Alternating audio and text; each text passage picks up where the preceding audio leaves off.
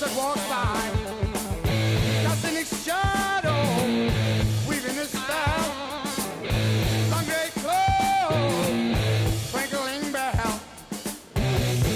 Never talking, just keeps walking, 'cause in his magic.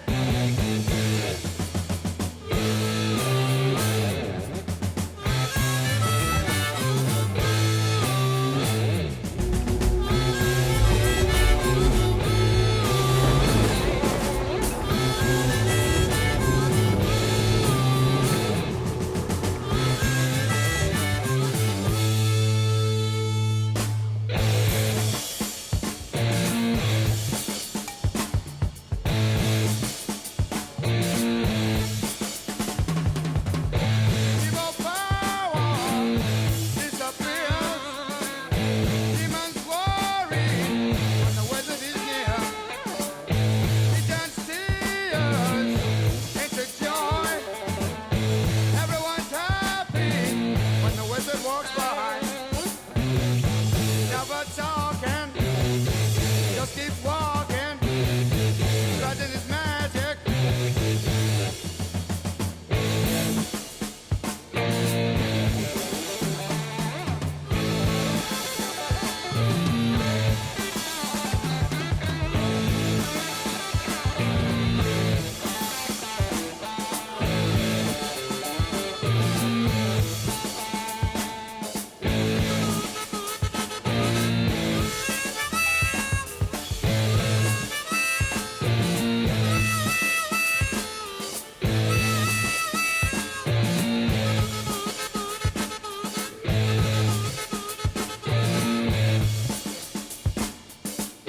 Sun is shining, got to come by.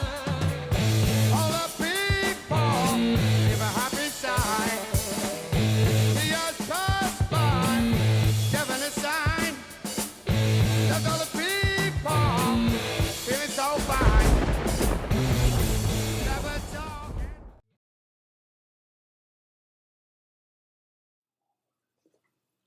Hello, Thunder Wizards. Okay, so today we're going to talk about Halloween, which is coming up, and we're going to be talking about what the true purpose of Halloween is. And I'm going to be talking to you about a couple of different cultures that celebrate this time of year very differently.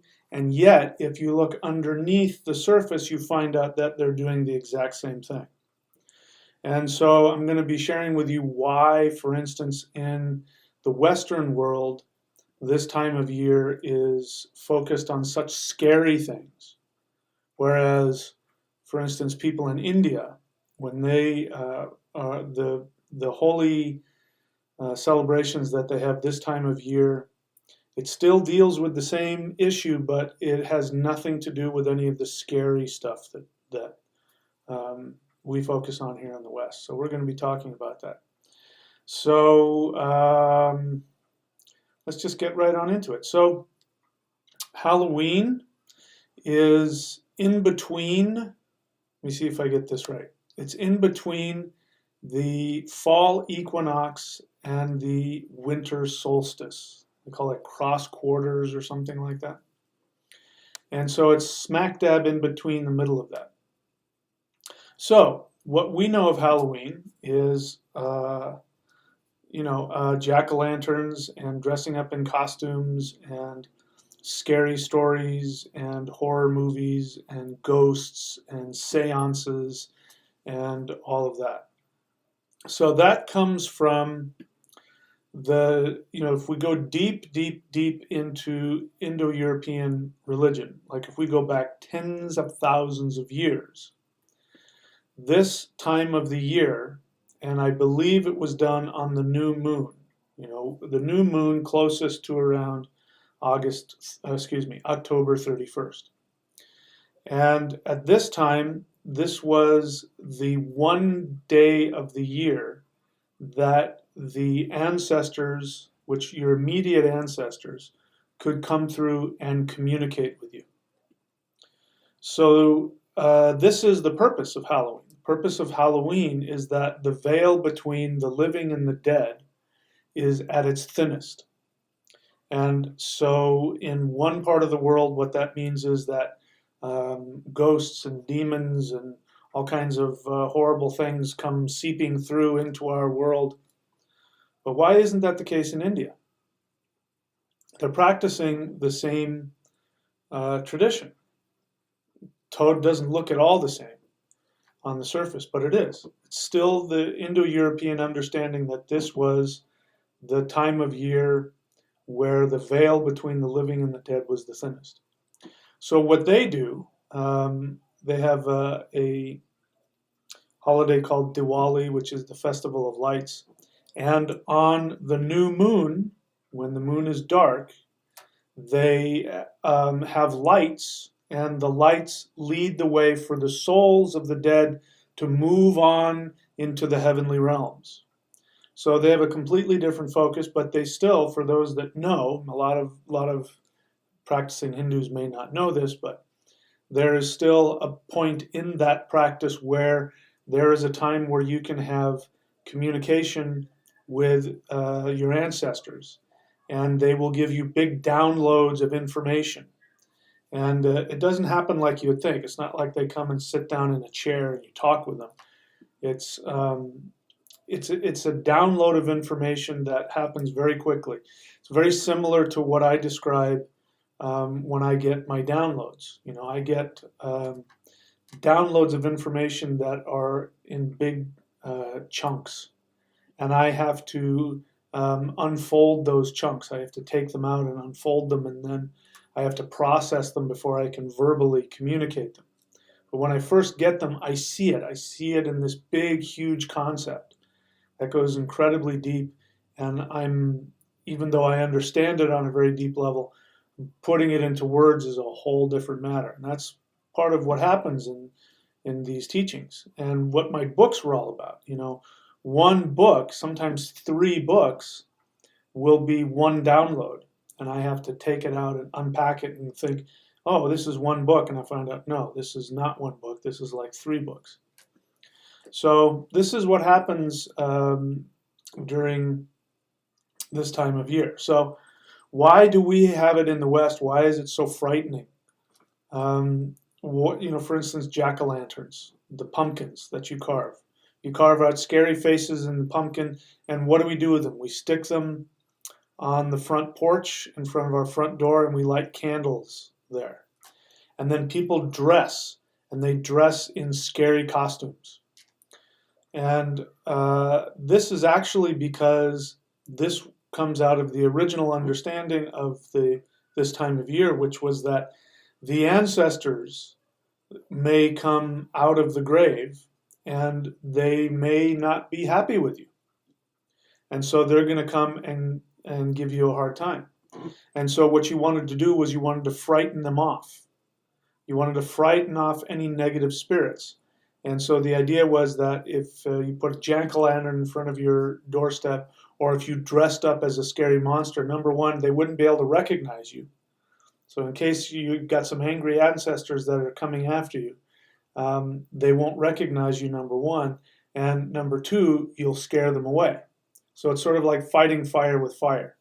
And so this is why we focus on that. So it brings us to the question of, so why is there such a big difference? I mean, it comes from the same understanding. The same understanding is that at this time during the cross quarters between the fall equinox and the summer solstice, that the veil between the living and the dead was at the thinnest. So why is it in one culture it's this really beautiful, wonderful thing, and we're lighting, we light these candles and these lights so that our ancestors, we can light their way to the heavenly realms? And why is it in the Western world we have to either scare them away or disguise ourselves so that our ancestors won't recognize us? Well, this goes back to my big pet peeve. Now, there is one religion that still exists in the world which has a direct and unbroken connection into its origins in the Indo-European religion. There is no, if you think of all the Indo-European peoples all over the world, you've got the Celtic peoples, you've got the Germanic peoples, you've got the Slavic peoples, you've got the Iranians, you've got, there's more, of course, the Vedic people, the Hindus in India. I'm missing some. I know I'm missing some. There's a lot more. Some of them are extinct, but there has been a lot of Indo-European peoples, and there still are. Among all of those Indo-European cultures, there's only one that still practices its Indo-European religion and has an unbroken connection to its origins, although of course it has evolved over time, but it still has its original connection, and that is the Hindu religion. There is no other religion on the planet that Indo-European religion. There is no other Indo-European religion on the planet that still has a direct and unbroken connection to its roots. So what that tells you is that for the rest of the Indo-European peoples, most of which are in Northern Europe, we are out of sync with our ancestors. And this is important. This is one of the main reasons that I do this work. The main reasons that I do this work and I work with the gods of my ancestors isn't because, I personally, I appreciate it. For me, the Norse mythology, the ancient Germanic mythology, in my experience, is the most poetic, the most beautiful, and in some cases, has secrets to it that can't find anywhere else.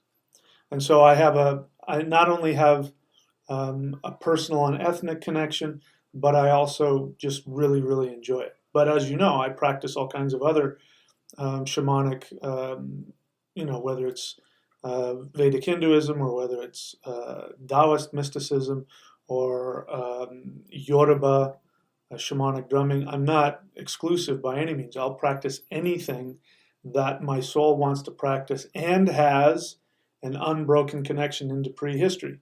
As long as those things exist, I will practice it, and I will, if need be, I will synthesize it into my own personal practice. I have no problem with that. But there was a time when our European ancestors were not afraid of this time of year. So this tells us a lot about the southwest direction. The southwest direction, when you're working with which one is it? When you're working with the 9 worlds of the world tree and the thunder wheel,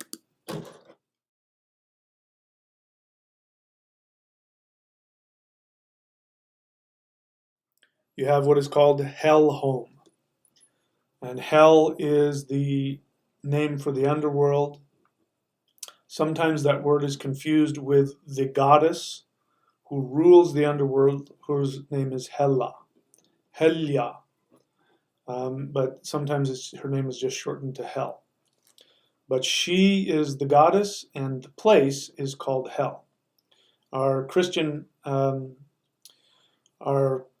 ancestors hijacked this word and used it for the place of eternal torment, and that's not what hell was. There was torment in the underworld, and there were certainly, you could find places of torment, and you could find people who were being quote unquote punished for their evil in the world. But my experience and my belief is that these are self-created. That if the soul has the ability, either in the body and or at the time of death, to be able to face all of its fear-based,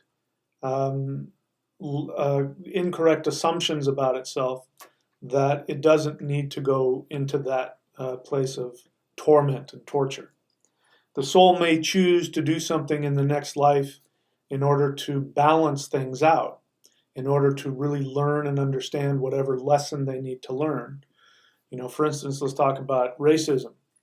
Any racist out there, if you leave this life in a state of having personal animosity or fear of anybody of another ethnicity, guess what's going to happen?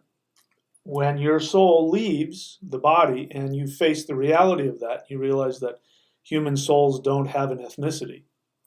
Then you're going to go, you know what, I really need to learn that lesson, and you're going to end up creating a life for yourself where you get to experience what it's like to be on the other side of that. So if you want to avoid that, my suggestion is to, cinch up your nutsack and, own the reality that, human souls don't have an ethnicity. That physical ethnicity is simply the response of every human being. If you take any human being and you put them in any kind of ecosystem for a long enough period of time, just the process of adaptation will change them to whatever is necessary. My ancestors got to Europe in 50,000 years ago and lived through 40,000 years of ice ages, and the result was that my skin lightened and my eyes lightened so that I could absorb more vitamin D3 and stay alive. That's it. Take the same, if we were to take my same ethnicity and put it on a tropical island and leave it there for 50,000 years, those people would develop dark skin. It's just the way things are. You've heard me talk about this before. What this has to do with Halloween, that is a good question.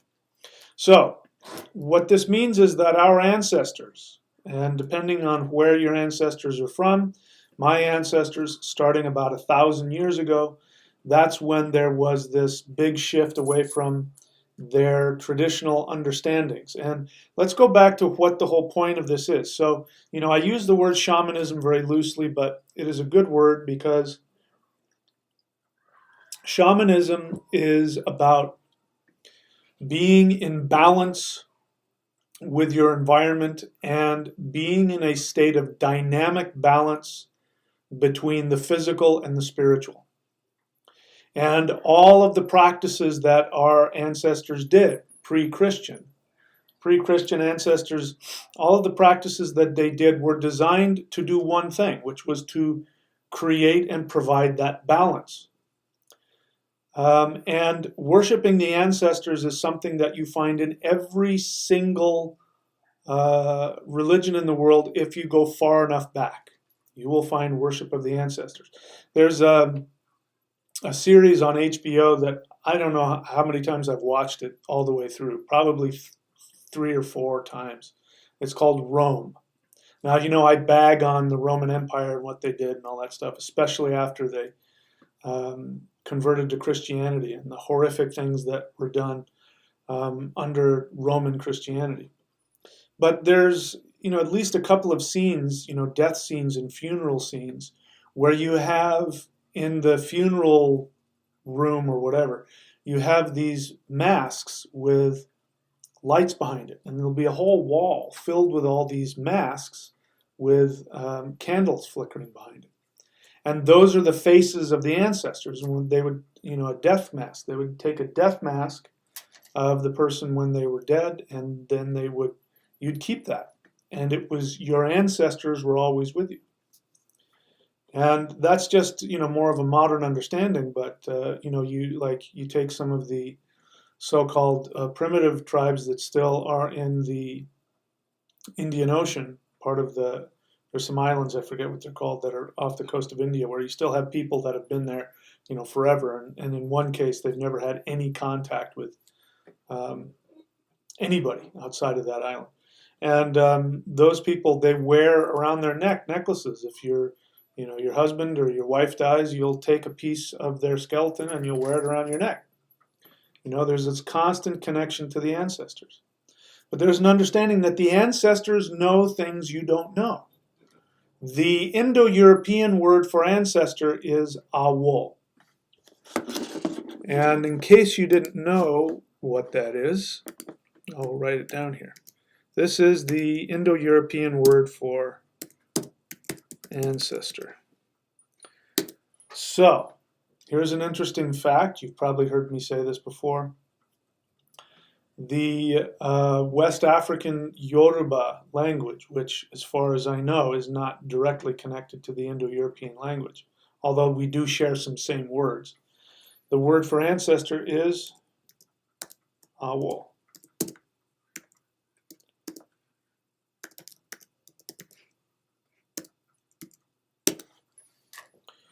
What does that tell you?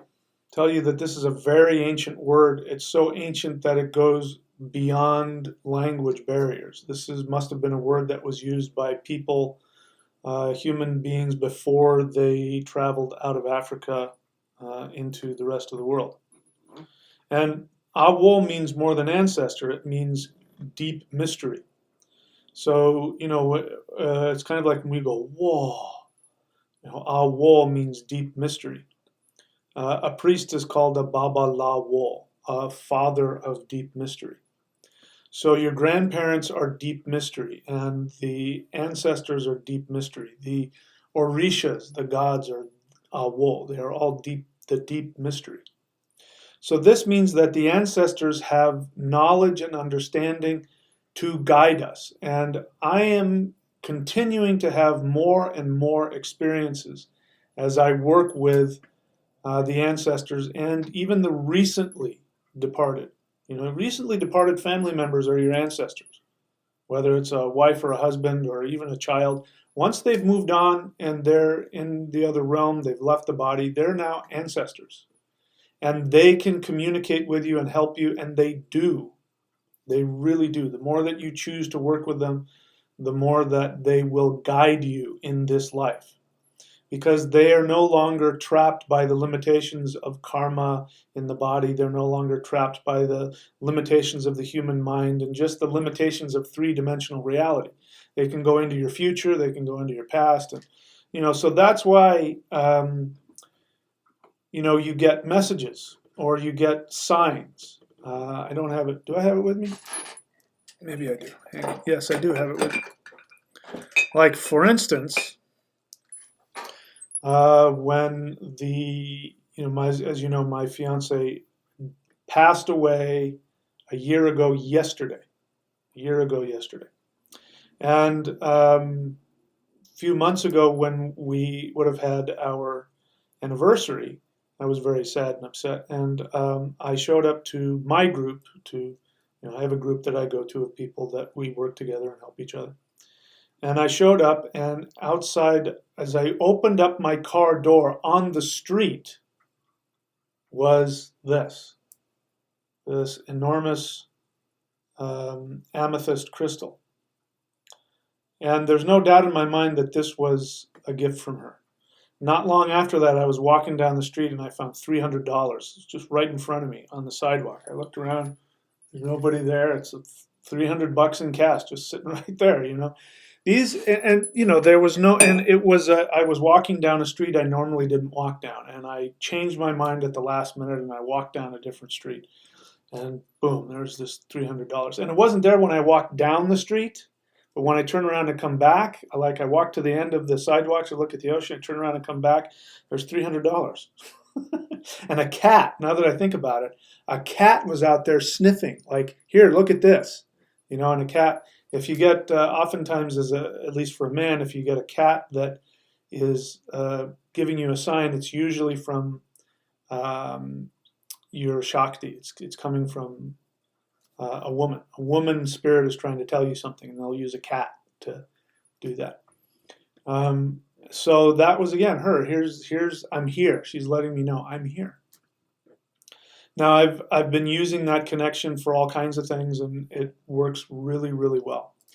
So there used to be an understanding that we worked with our immediate ancestors for help, and they would give knowledge and advice to us. Now, the reason why we worship them and do rituals is because we, just like in the East Indian practice of Diwali, which happens at the same time as Halloween, they have lights, and there's like a path of lights for the ancestors to follow so that they can go to the higher realms.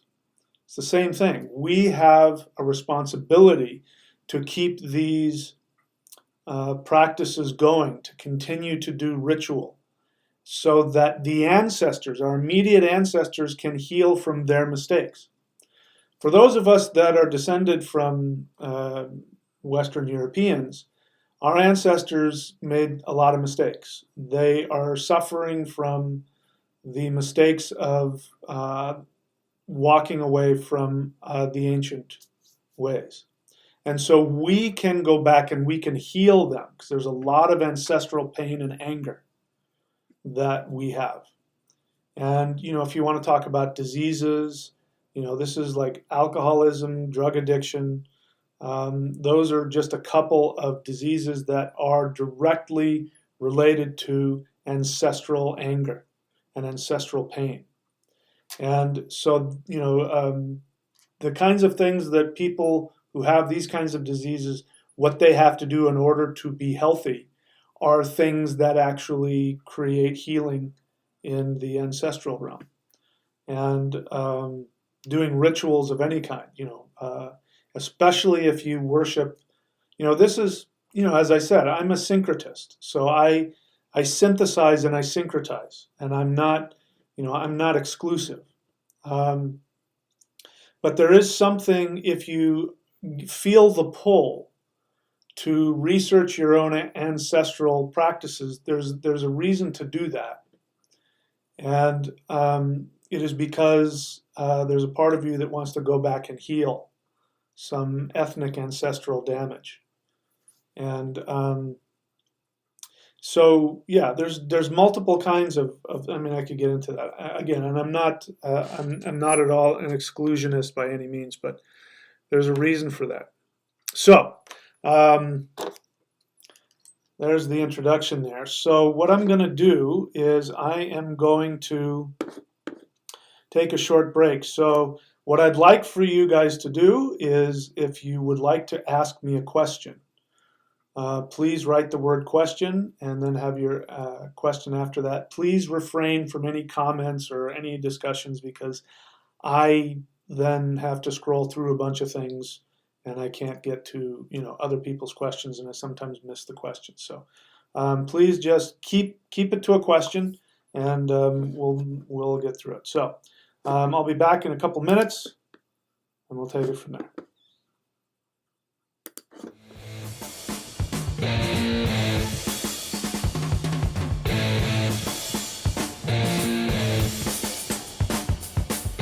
Misty morning, clouds in the sky. Without warning, a wizard walks by. Casting its shadow, weaving a spell. Long gray cloak, twinkling bell. Never talking, just keeps walking. Buzzing his magic.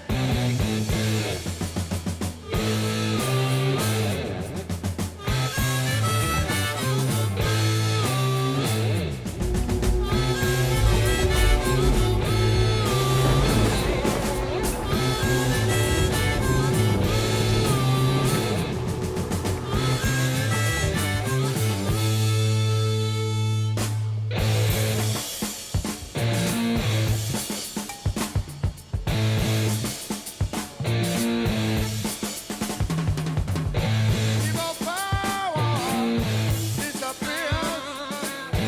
Demons worry when the wizard is near. He turns tears into joy. Everyone's happy when the wizard walks by. Never talking, just keep walking. Spreading his magic.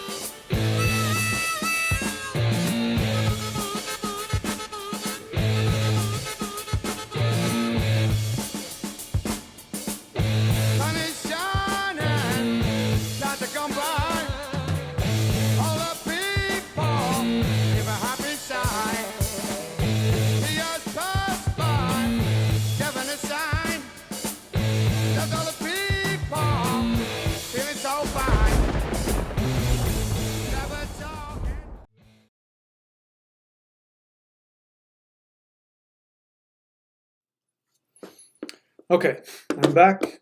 Let's see. I think we got a couple of questions here.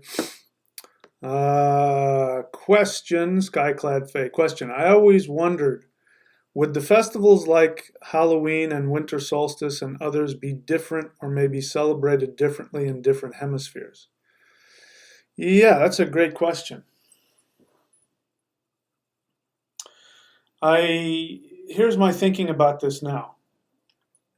Because the poles, there is a difference in terms of uh, the magnetic, the poles. There's a north and a south pole, so they're not the same. So that tells me that the directions of the thunder wheel are the same in both hemispheres. In other words, if you're in the southern hemisphere, the north is still the water home and the south is still the fire home and all that. Because in order for that to flip around, that would mean that the magnetic energy would have to be different. Interesting. Here is a fact which is very strange, but I remember I'm going to Australia in a week, so I'm going to be gone. Next weekend I may not be on here because I'm going to be leaving for Australia for 2 weeks to go surfing. I'm taking myself on a surf trip down there. But I was there once a long time ago in college, and I remember somebody telling me, "Oh yeah, the water spins differently down the drain." And sure enough, here it goes in the opposite direction down there.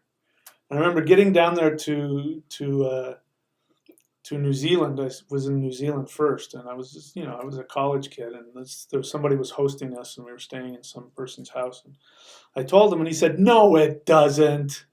What do he's never been out of the southern hemisphere. He doesn't know. I remember seeing a video that was right on the equator, and somebody took water and put it just south of the equator, and it starts going counterclockwise, and then put it just north of the equator, and it starts going clockwise.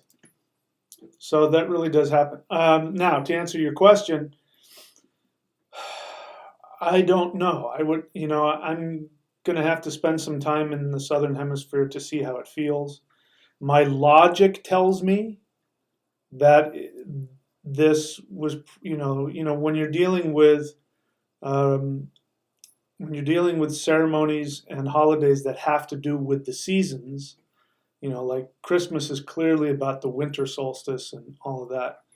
I would tend to agree that you're probably right because they're going towards summer now. So I don't know that Halloween celebrated down there is going to have the same impact. So you would have to find, what day of the year it would be in between the fall equinox and the winter solstice, whatever that is, on the opposite side of the calendar. That's my feeling, but I'd have to spend some time down there to see how it feels and find out. Okay, let's see what else we got here. Gon Koichi question: when people celebrate all these misinformed religious holidays, are they doing damage to themselves? No. No. It's more that it's just a reflection of the reality of things. For instance, Christmas. Christmas, if you take the symbols of Christmas, the Christmas tree, the gifts, gift giving, the Yule log, all of those things are coming from the original understanding of what the winter solstice was.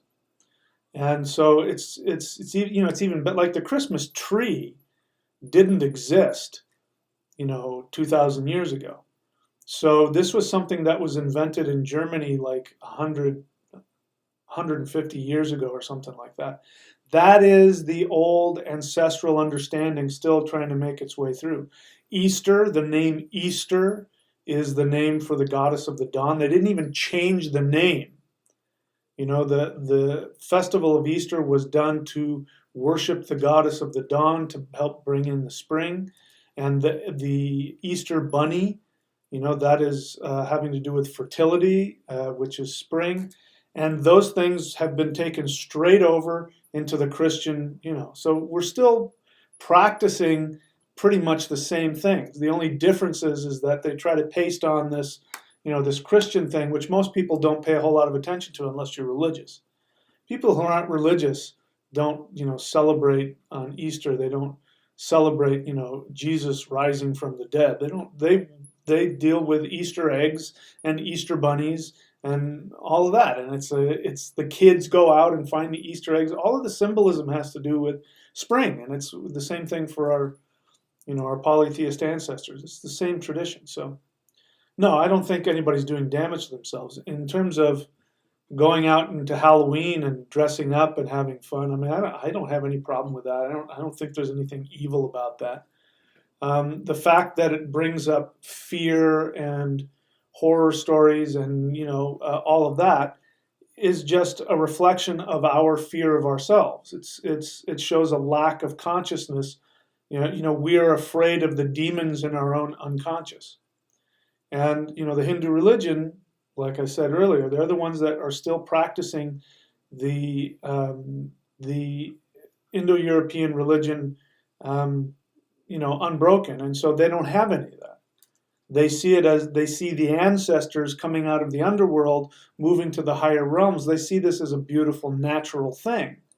It doesn't even make them feel that it's anything scary. It does to us, because Christianity is a religion of denial, and it's a denial of your own unconscious fears, and there's no meditation and all that. So anyway, that's my thought about that question. Sven Filking question. Oh wait, there's Rami. Wait, there's more. Here we go. Sorry, let's back up here.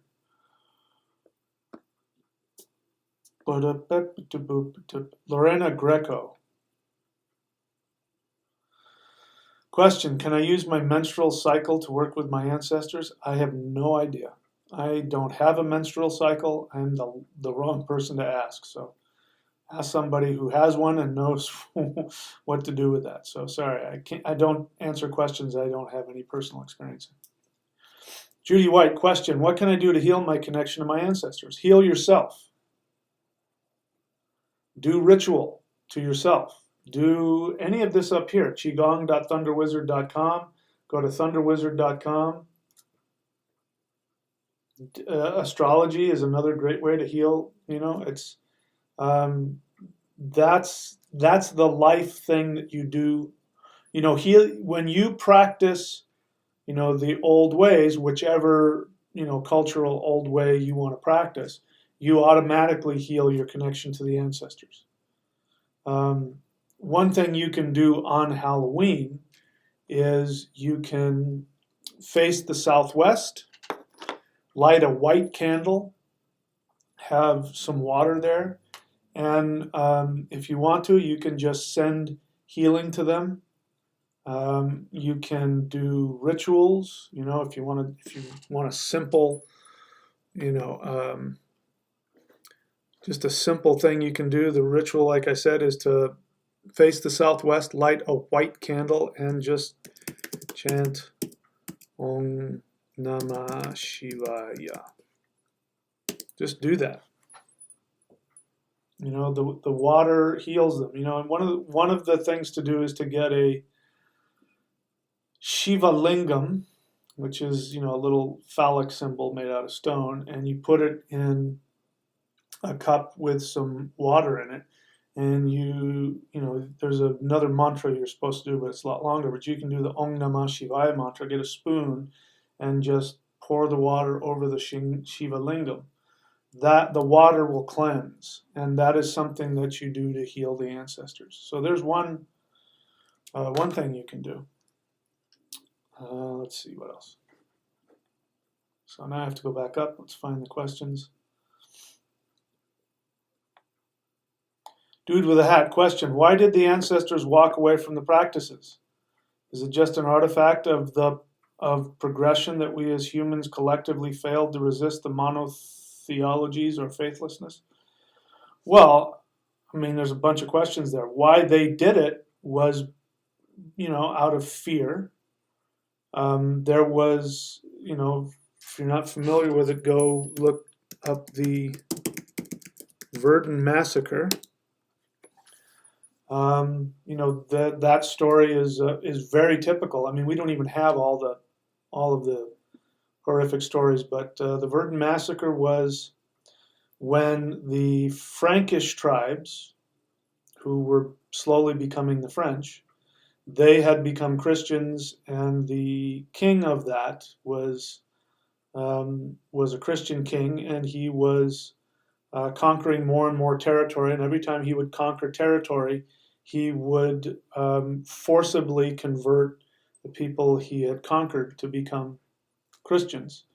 And so the Saxons in Lower Germany there were wanting to align with him, Charlemagne, Charles the Great. Charlemagne, they wanted to align with him, but they didn't want to become Christian.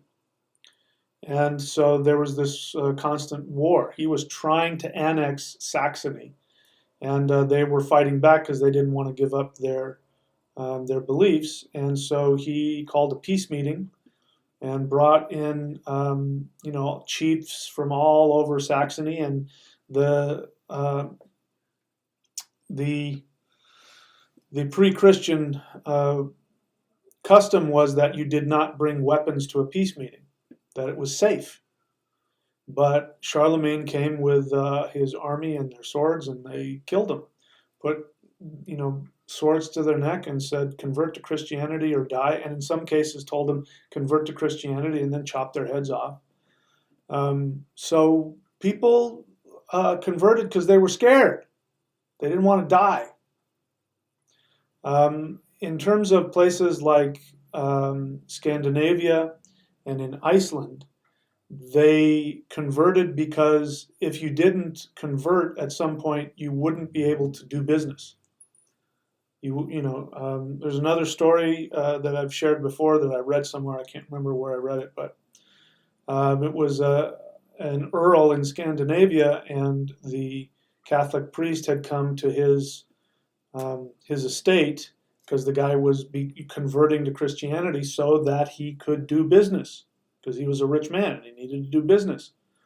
So if you're not a Christian, they won't do business with you. So he goes through this process of becoming a Christian, and the Catholic priest is there doing his thing, and he goes out to the trees and the standing stones because he knows that that's where the ancestors live, or the evil spirits.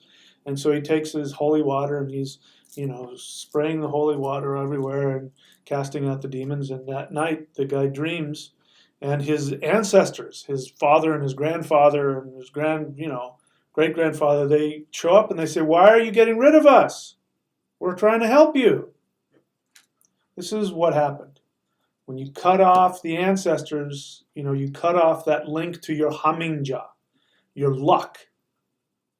Your luck comes from your ancestors. Curses can come from the ancestors as well. That's what astrology.thunderwizard.com. That's doing your mantra from your astrology will break curses that the ancestors might have on you. And if your ancestor becomes the Pope and slaughters a bunch of there's a curse that's going to be connected to all that. And don't get me wrong, I don't want to get all wrapped up in all that negative thinking. I'm just telling you that there is. So why not focus on making it work and reach back? And if you know that your ancestors were off base and were out of alignment, then you do rituals to help them. The one I mentioned before, like doing Om Namah Shivaya and pouring water onto a Shiva lingam while you face the southwest, that's a way of helping your ancestors. It helps their spirits align themselves. If you have ancestors that are stuck in the underworld, as I said in the beginning, that there are places in the underworld of torment that they're self-created. And when people die, if they're wrapped up in their ego, their fear, their whatever their fear-based thinking is when they die, then they may create for themselves a holographic place of torture. When they're done beating themselves up, then they'll sort of wake up and realize, that they didn't need to do that. But by doing rituals like that, it's as if, imagine the tables are turned. You're here in the 3 dimensions and you're doing a ritual to heal your ancestors. It's also a great way to, if you've got resentments. Let's say you had a father that beat you or abused you or sexually abused you. One of the ways that you can heal that is by doing exactly what I'm saying, facing the southwest and doing chants, because they're probably in a pretty messed up place that they put themselves, and they have to work through that. And you can not only help them become aware and heal, but you'll heal your own resentment towards them, and it'll heal you. By the way, everything you do is for your own benefit. Everything. So when we do healings for the ancestors, is because it helps us. We live in a hologram. It's not an either or. It's a this and that. It's an us and them, not an us or them. So the great thing about when people pass, no matter how messed up they were, when they're on the other side, you can communicate with them and work with them. I'll give you an example in my life. My father and I weren't that close. We had a very distant relationship, and he drank himself to death. And so he's the only relative I have that I've dreamt about on a continual basis. But I would dream about him, and every time that I had a dream about him, he would get younger and younger. And early on, not too long after he had died, I was still very angry with him. And when I had a dream where I was hanging out with my friends in somebody's apartment, and we were playing video games or something on a big screen. And, so there was a knock on the door, and somebody comes back and says, "Hey, Mike, it's your dad." And I get up and I start walking towards the door, and in the dream I went, "Hang on a second, my dad is dead." And I went, "I'm dreaming." And my dad walked in, and he stood there in front of me, just completely no expression whatsoever. And I said, "Why are you here? What message do you have for me?" He didn't say anything. I said it again, and I got angrier and angrier. And in the dream, I started beating the hell out of him. I just started boom, boom, boom, boom, and picking him up and throwing him on the table, and like in the movies, dragging him across the table and just pounding the crap out of him. And he just stood there and took it, no expression on his face. And I woke up from the dream and I felt so horrible. I felt so horrible. Oh my God, I just beat up my dead dad who died of cancer. How horrible. What? And then I realized that, hang on, the message was, he was saying, you can't hurt me, in a good way, saying, be as angry as you need to be. Take it out. Tell me whatever you got to say. Get it out, because you're not going to hurt me anymore. It's okay. It's okay. And that taught me a lot about what happens to the soul after it leaves the body. It's no longer trapped in this limited form. It's no longer trapped in its messed up thinking and all of that. You can work through things. So we talk a lot about your soul desire, and as I teach, one of the biggest setbacks to your soul desire is if you are having to try and please your parents. And this is all happening on an unconscious level. Your parents are already dead. Maybe they're still alive. It doesn't matter. By the way, you can still do these kinds of things when they're alive. Just don't tell them about it. In terms of the rituals. Parents are dead, and people still end up, ruining their lives because they can't work through the pain of giving up the unconscious desire to please and get love from your parents. And people will take that to their grave. So this is one way to clear that curse up so that you'll be able to know what it is your true soul desire is. In case you don't know what I'm talking about, you can go get this book, The Shamanic Secret Commandment to a Perfect Life. Go to michaelwilliamdenny.com. You can get that if you don't know what I'm talking about. All right, so let's see what other questions. Let's see. Why did the ancestors walk away from the practices? Is it just an artifact of progression that we as humans collectively failed to resist? Well, I think I answered. I think I might have answered your question. I don't know. Eddie Endra's question: what is your opinion on wild?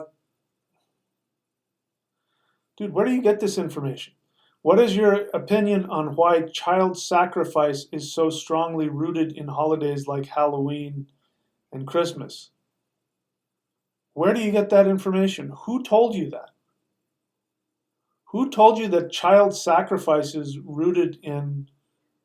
I mean, are you talking about when you watch horror movies? That's Christian propaganda. That's the propaganda that Christians used to give to people when they were converting them. They would say that, oh, those they sacrifice children to devils, and that's what they did to scare people away. When there was a time in between when you still had people who were practicing the old ways and you had Christians, one of the things that they would do to keep the Christians from converting back is they would give them this bullshit, propaganda that, oh yeah, they worship Satan and they sacrifice babies to the devil, and that's where all that shit came from. That never happened. It's never happened. I mean, I don't know. I'm sure there's probably some messed up people in the world that have done that throughout time, but that's never been part of any traditional religious thing. So I don't know if you're asking me why is that we see that on the movies, or if you're assuming that that's actually what happened. I don't think that happened. I think that's a bunch of nonsense. I mean, look, we still have it today. We still have this nonsense today. You remember the Pizzagate? Remember that? Where somebody started some fucking rumor that that Democrats and Hillary Clinton were meeting underneath a pizza parlor. Think about this for a second. They're meeting underneath a pizza parlor and they're sacrificing children to the devil. and some guy believed it. And he took a gun to that pizza parlor. We still do it. It's just the same kind of ridiculous nonsense to scare people away from whatever it is you don't want them to be or to do or whatever. It's the same nonsense. So anyway, and where did child sacrifice in your mind become rooted in Christmas? Where does that happen? Anyway, and your last question, is that tied in with the Nagas? No, has nothing. That's nonsense, and the Nagas have nothing to do with that. If you're asking about the Nagas, the Naga conspiracy videos that I'm doing, you have to really listen to that. Start from the beginning. Go back and watch the first video of that in that series, and I tell you how to watch those. Okay, so you have to understand what the symbolism of all that is.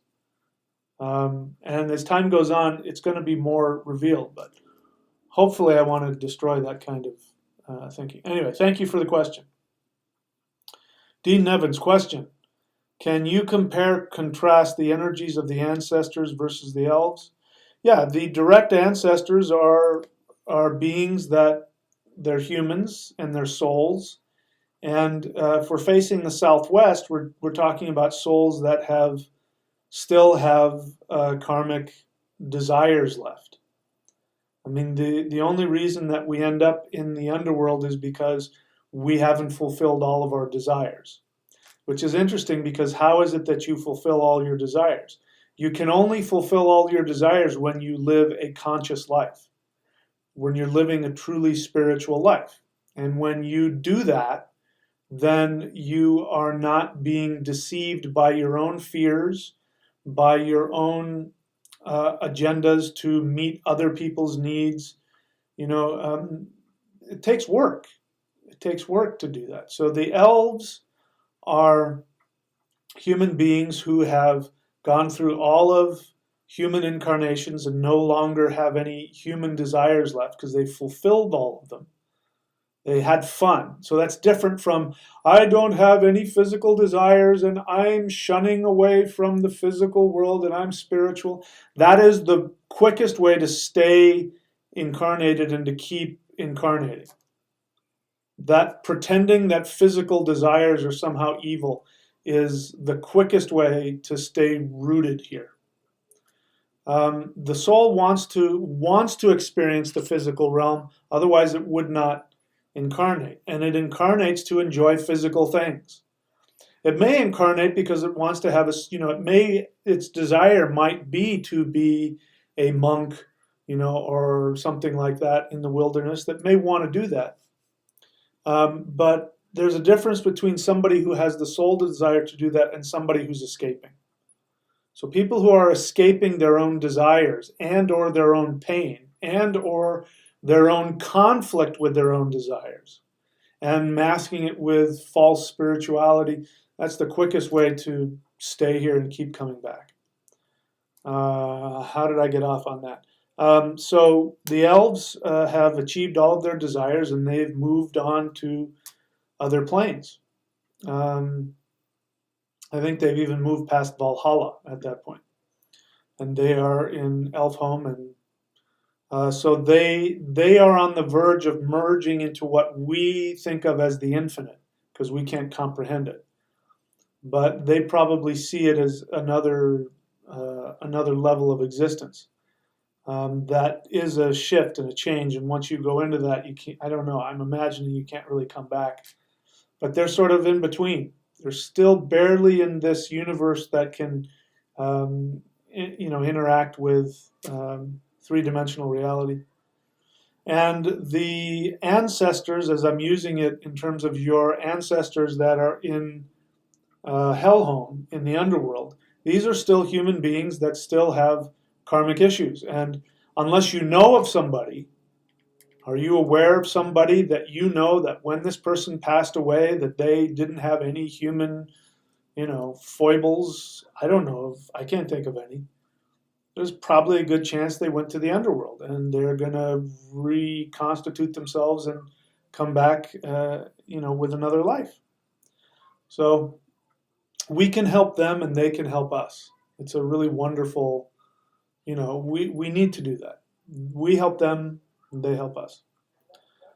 I don't know if I answered your question, but that's best I can do at the moment. Brandon, little question. When dealing with the darker aspects of your ancestor, what might block you from being able to get to that level and to open those dark doors that, you're thinking too hard. You don't have to work at it that hard. It doesn't take that much effort. Just do what I said. You can face southwest, light a candle, put some water there, and chant Om Namah Shivaya. If you do that with the intention of sending healing consciousness to whomever of your ancestors that need it, it'll go there. You don't have to figure it out. I don't know why you're feeling this block and you have to figure it out. And you don't have to worry about it. Just it'll get there. Sven Vilking 333 question. Any recommendations for rituals honoring the ancestors on anniversaries of birthdays and deaths? Not offhand, other than the same thing. If it's somebody really close to you, go somewhere and talk to them. Go down to the beach and talk to them, and wherever you guys would hang out and enjoy each other's company. It's as much for you as it is for them. So, anyway, those are my thoughts on that. Rami, question: can you talk about elf ritual, and can we practice it in the next days?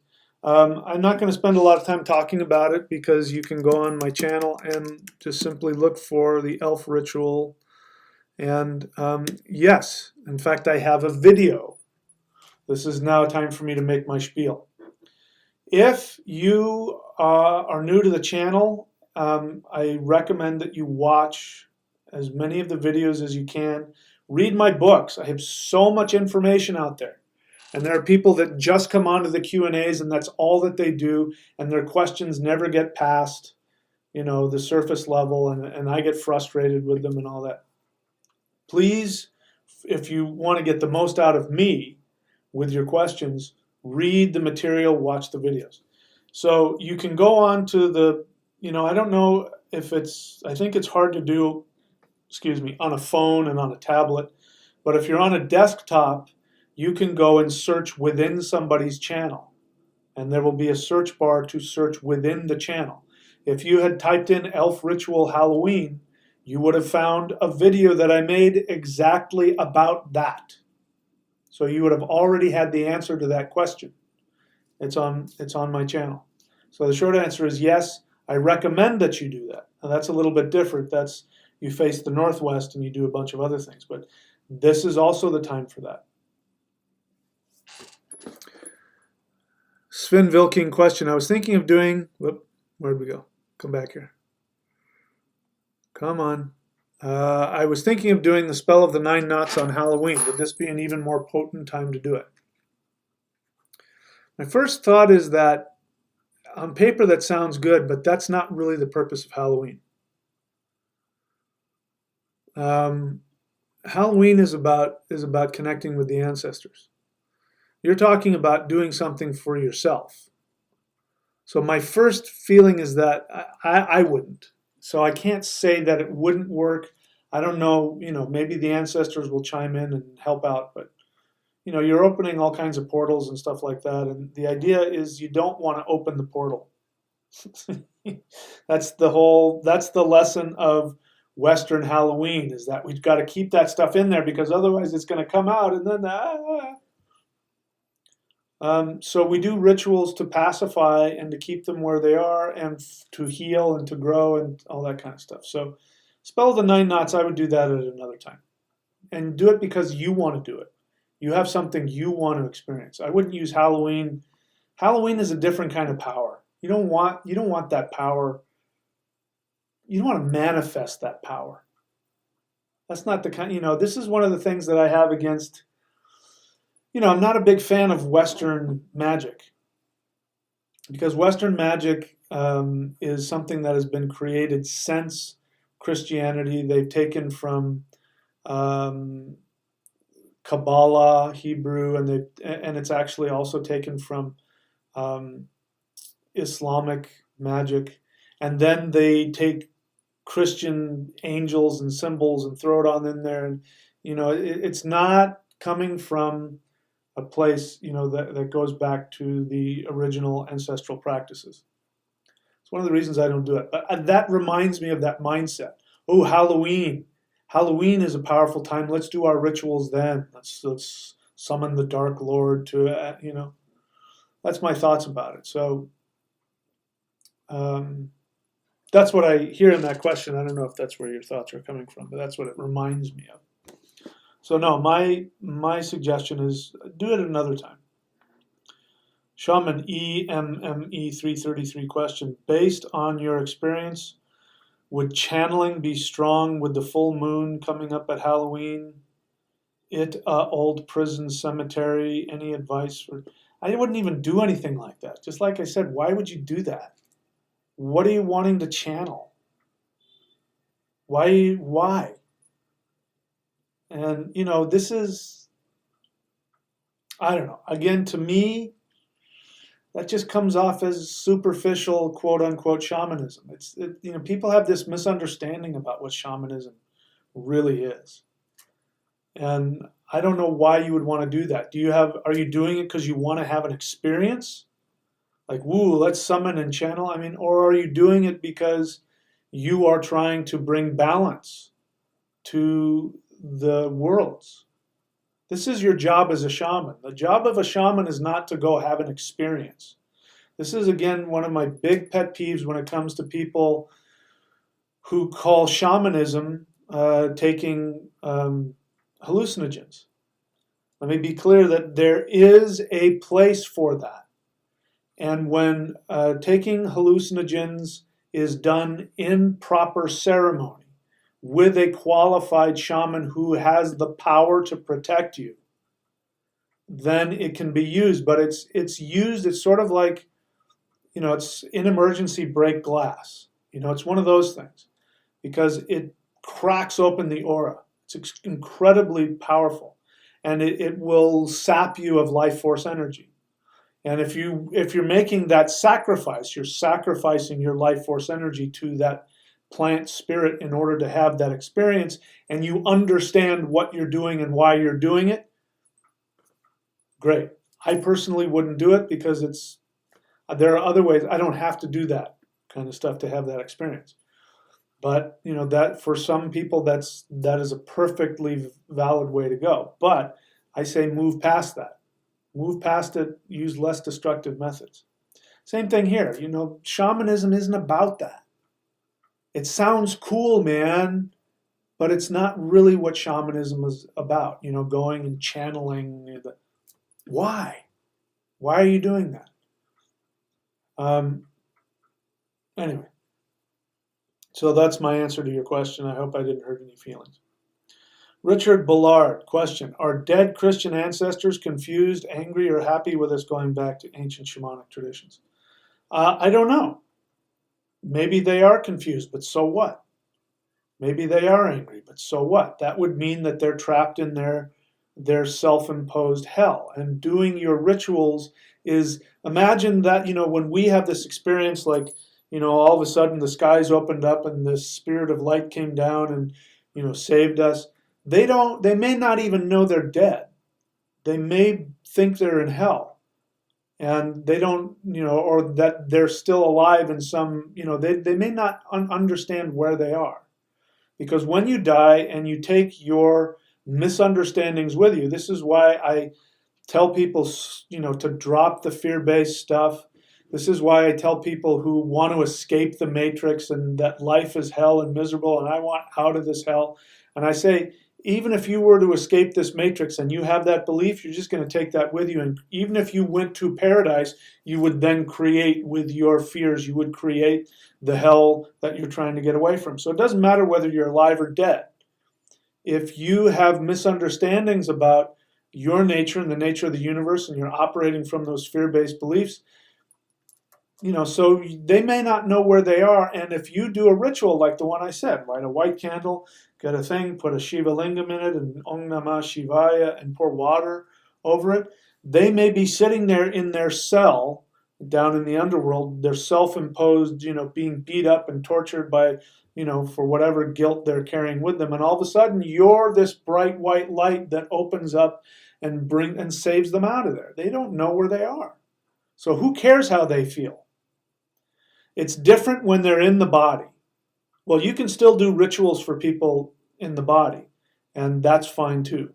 You just don't tell them about it, But, this is the difference between the Christian religion that says, no, you got to go to your neighbor and you got to knock on the door with some pamphlet and you got to force your religion down their throat because they're going to burn in hell and it's your responsibility to save them. And if you don't save them, then at the judgment, Jesus is going to say, but why didn't you tell people about me and tell them that they could be saved? And, that codependent horseshit. We don't need to do that. We are not, when somebody's in the body, their job is to live their life, and our job is to live our life. If they ask for your help or your advice, then you give it to them. That's why I create this like a question and answer. If you ask me a question, I'll tell you, but I'm not going to go, find your email address and type in. I never do that. I never, drive up on somebody and tell them what they're supposed to do, even if I know that if they do this or this, it'll help them. They got to ask. That's the rule. People have to ask. And if you really want to help people, then take care of yourself, make yourself happy. And people will see that as an example, and they'll either be scared away because your vibration is higher than theirs, or they're going to want what you have, and they're going to say, how do you do that? And then you can tell them. So, this is connected to your question about are they angry or happy with us going back to the ancient shamanic traditions? Who cares? Who cares what they think? Do your thing. Take care of yourself. And let everybody else take care of themselves. Abdel Hadi Nadif, if you have a question, I would like for you to please write the word question. Otherwise, I don't know because I don't respond to anything other than questions. You say, do you think killing animals and eating their meat is part of a satanic ritual? So, welcome to my channel. I welcome you to continue to watch my videos. Please put some time and effort to watch the videos on my channel. I've got books. I've got all kinds of information out there. That's what I teach on. I'm not going to answer your question because it has nothing to do with what I teach. Okay? But you are welcome, and I would like to be a part of your education. But spend some time on my channel and watch some of my videos so you have an understanding of where I come from before you ask a question. Okay, Skyclad Faye, question. What is the reason they say the veil is the thinnest on this day? Is there a mythology behind it? I'm sure there is. I'm not aware of what the mythology is. I just take it as, I take it as being a part of how the magnetic energy manifests during, as the Earth is revolving and its distance from the sun and all that kind of stuff. I think that changes the magnetic, life force, ambient energy, and the combination of all that shifting creates this sort of hole between the veils. That's what I think. Whether or not there's a mythology about it, I'm not clear. I think the symbolism is pretty clear though, because we're heading into autumn, and autumn is when everything starts to die. It's starting to get cold and things are starting to die. So you see, instead of snow being everywhere, you're seeing like leaves on the ground. You're seeing plants that are withering and dying, and so I think it has that the vibe of the air just sort of feels like that. So I think it's a magnetic thing. John Koichi, question. The light I see in you now is beautiful. Can you share the darkness you went through to get where you are now? It's a really good question, because I don't feel all that light. I don't feel all that light. I'm having some personal shakeup going on, and so as I said, yesterday was the year anniversary of the passing of my fiance, and it snuck up on me, and I thought I was gonna miss it. I thought, oh, I'm so grateful, I'm gonna miss the sadness, and nope, boom, nailed me. I tried to avoid it, but I didn't do so well. So I'm walking around with that.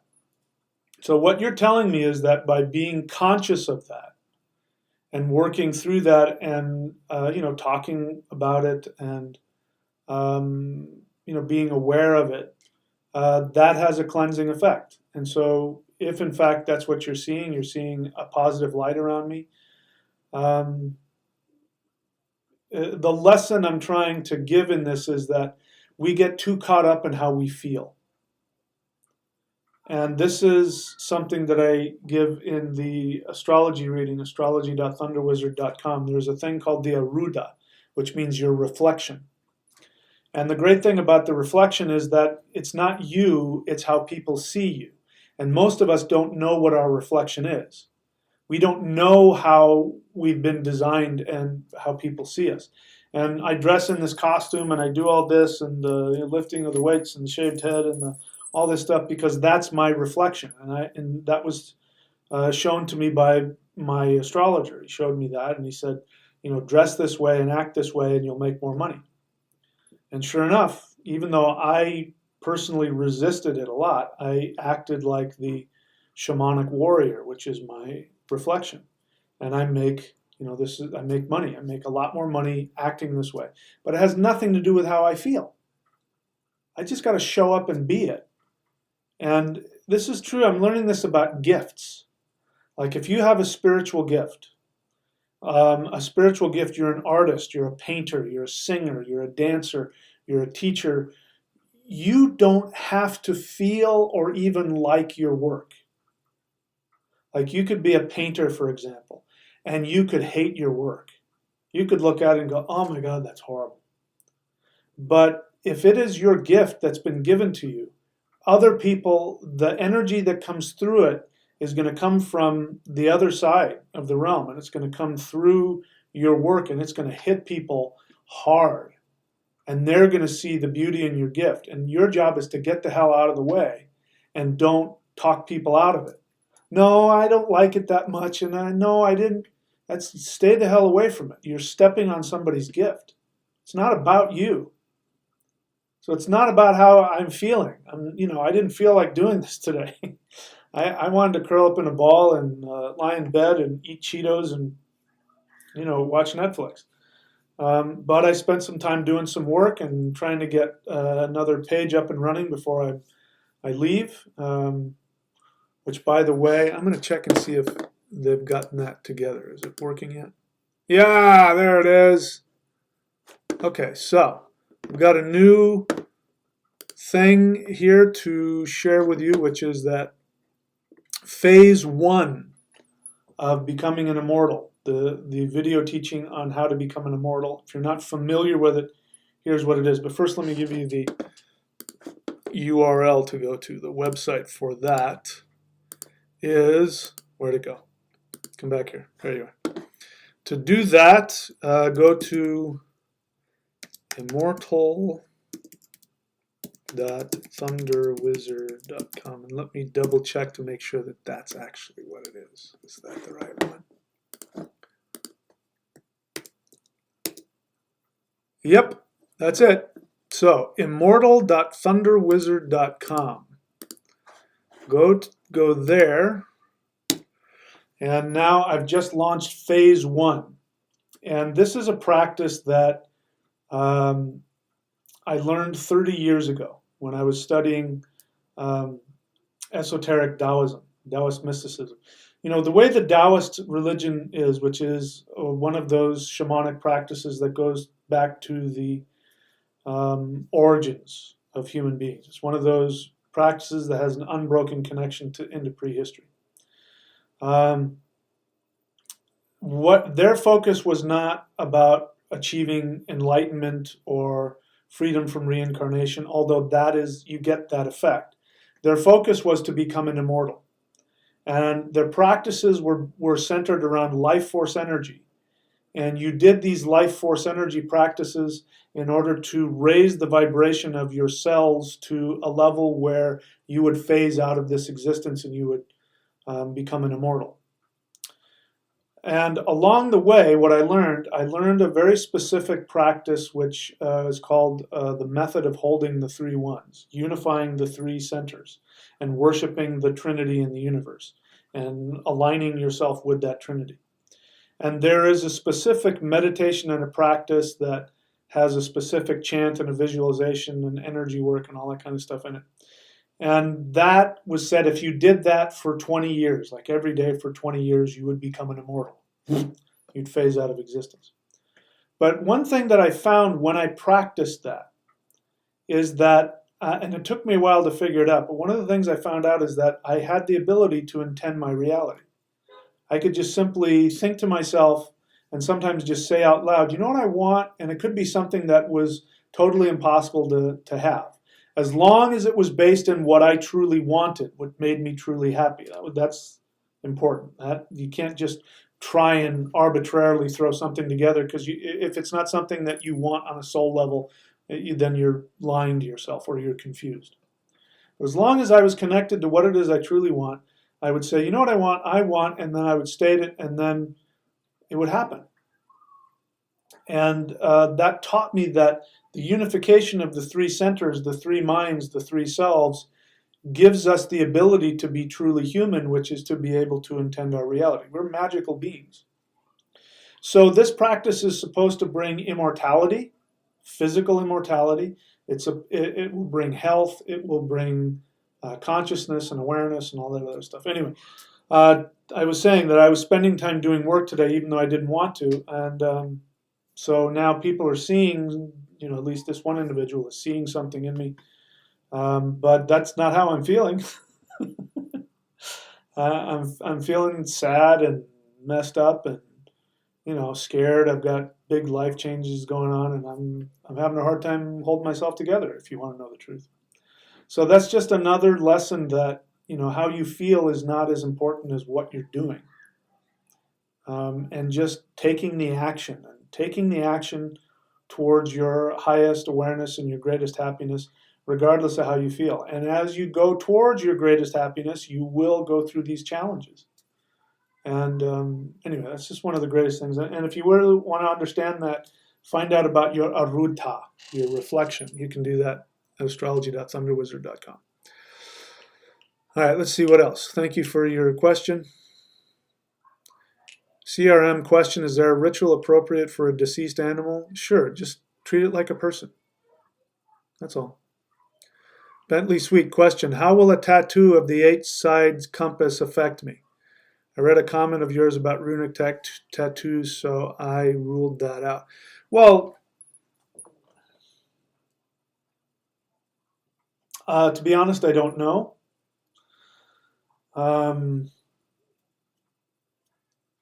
just not a big fan of tattoos for the sake of having tattoos. Having said that, I almost did it. I almost covered myself in tattoos after uh, my divorce. 2012, I got divorced, and I was angry and I was hurt and I was going through that whole thing, and I almost covered myself with tattoos, and I ended up not doing it. And the more as time goes on, it's like, why? I mean, I see people walking down the streets with just this, it just looks like these black blotches on them. And you get up close and you can see it's like, oh, it's writing or something like that. And it doesn't look good to me. Maybe I sound like an old fart, but it just looks, people got like tattoos on their neck and, all that. And it's just like it's a phase, man. Let's be cool and get a tattoo. And, if I were to get a tattoo, it would be because it was something that was extremely, extremely important to me and that I was willing to die for. And I wanted the symbol of whatever that was, and I would, be willing to die for the significance of that symbol. For me to do it anything less than that is disrespectful of the energies we're talking about. So, I don't know what would happen if you got a symbol, an 8-sided symbol. I mean, I'm just talking about for me. For you, you're probably talking about. I don't recommend people getting runic tattoos. I find that to be not very smart and extremely disrespectful. Because let's face it, you're putting a tattoo to show people, hey, it's like me going to the gym and measuring how big my bicep is. I'm doing that because I want people to see that. It's my ego doing that. Runes and sacred symbols are not something to throw around like jewelry. Like when I wear this, I don't wear this all the time. I wear it when I'm doing my work.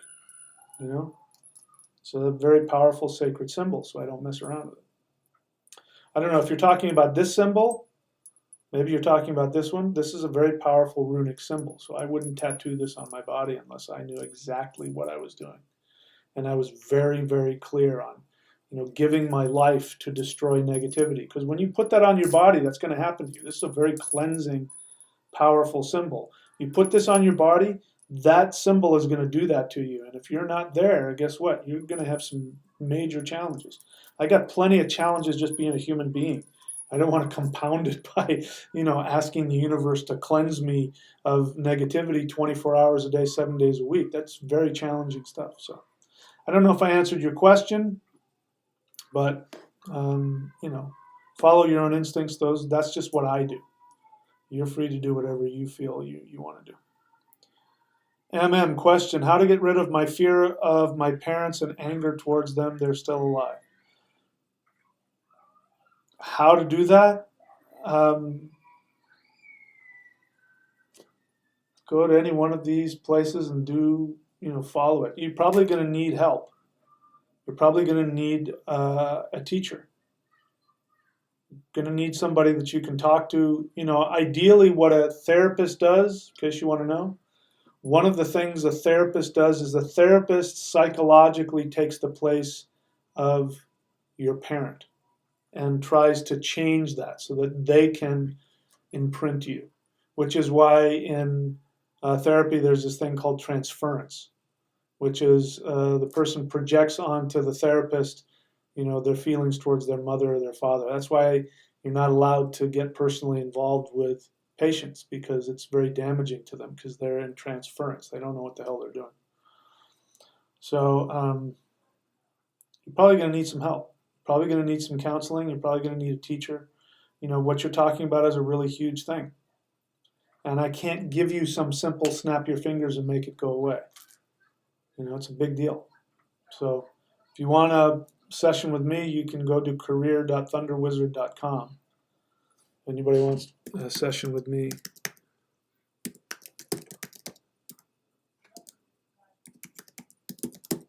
get a session with me and I'll see if I can help you.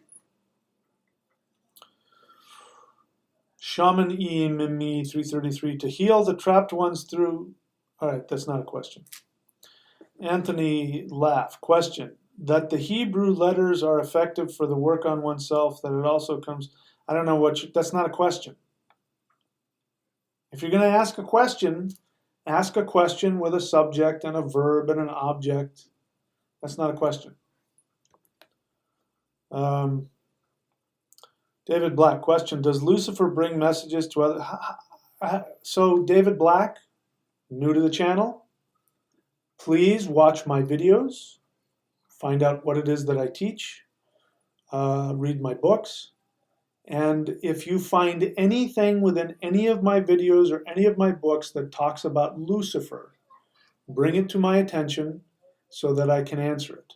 That's a passive-aggressive way of me saying that I don't teach anything having to do with Lucifer. Lucifer is a Christian teaching. I'm not a Christian. There was no such thing as Lucifer before Christianity. And people who worship Satan are Christians. Even if they say, I don't believe in, you can't believe in Lucifer without first believing in Jesus and believing in Jehovah and believing that human beings are sinful and they need to be saved from hell. Then you find out you don't like Jehovah because you got issues with your parents, and then you rebel against your parents and you become a Satanist. You're still a monotheist. I'm not a monotheist, so I don't deal with that. So you will never find me talking about Lucifer in any other way other than what I just did. Dean Nevin's question, do the ancestors want us to work and communicate with them in a friendly manner, similar to how we would work with our Ishta Devata? Yes. If you're working with your ancestors in that fashion, like you're wanting them to be your Hamingja spirit, you can look up that Hamingja, which is good luck, or your luck. Hamingja means luck, and it means that you get your luck from your ancestors and your connection to them and your relationship with them. So creating a relationship to the ancestors is going to bring luck to you. And I can promise you that it works. Absolutely. Especially, and again, ancestors don't have to be your mother or your father. They can be your brother, your sister, your friend, somebody that you knew that died. That is also a Hamingja. And if you have a good relationship with them and you like them and you're friends with them, talk to them and ask for their help and they'll help you. You may not see it, but little things will happen here and there and life will start coming together. That Hamingja thing is a big deal. And it really works. Josh B. question, have you ever looked at certs names using the runes? I was meditating and this idea popped up. Yes, you sent me a question about that, I think somewhere else, or an email, and I haven't. I mean, I looked at the runes and it didn't teach me anything. That, not to say that there isn't something there. But whatever lesson you're getting from that, I haven't seen that yet. Doesn't mean it's not there. There's just a lot of things I haven't learned yet. So, I would. I'm sure that you know more about it than I do, because you know what the runes are. You can do that with anything, by the way. The R at the end of cert, that R, like Njordr or Balder or Surtur, that R really doesn't exist. That's the way the Scandinavian language makes something in the nominative case. So if like in Latin, let's say you have the word for Lord of the house, Dominus. Domus is house, Dominus. The US is at the end, the us sound is the nominative case, which means it's the subject. But if it was of the Lord of the house, or to the Lord of the house, or by the Lord of the house, then the ending is different. So that's one of the things about that. I mean, one guy was getting on my case about Balder. I said, Balder is just another word for bold. And then some guy climbed up my case about that, and he was talking about how the R is, and he had no understanding that that R is totally removable. It's not part of the word. So if I were to do that, I wouldn't put the R at the end. I would S-U-R-T. Those are the letters that I would look at with the runes myself. But I haven't looked at it, so you probably know more than I do.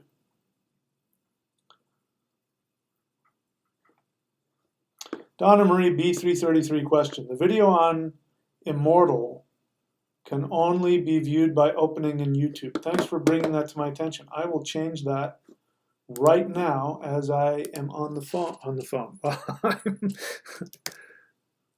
Oh, actually, I can't do that right now. Yep, I can't do that right now. Because if I do, I will lose you. So thank you for bringing that to my attention. As soon as I get off, I will go make sure that that's embeddable. So thanks for letting me know that. All right.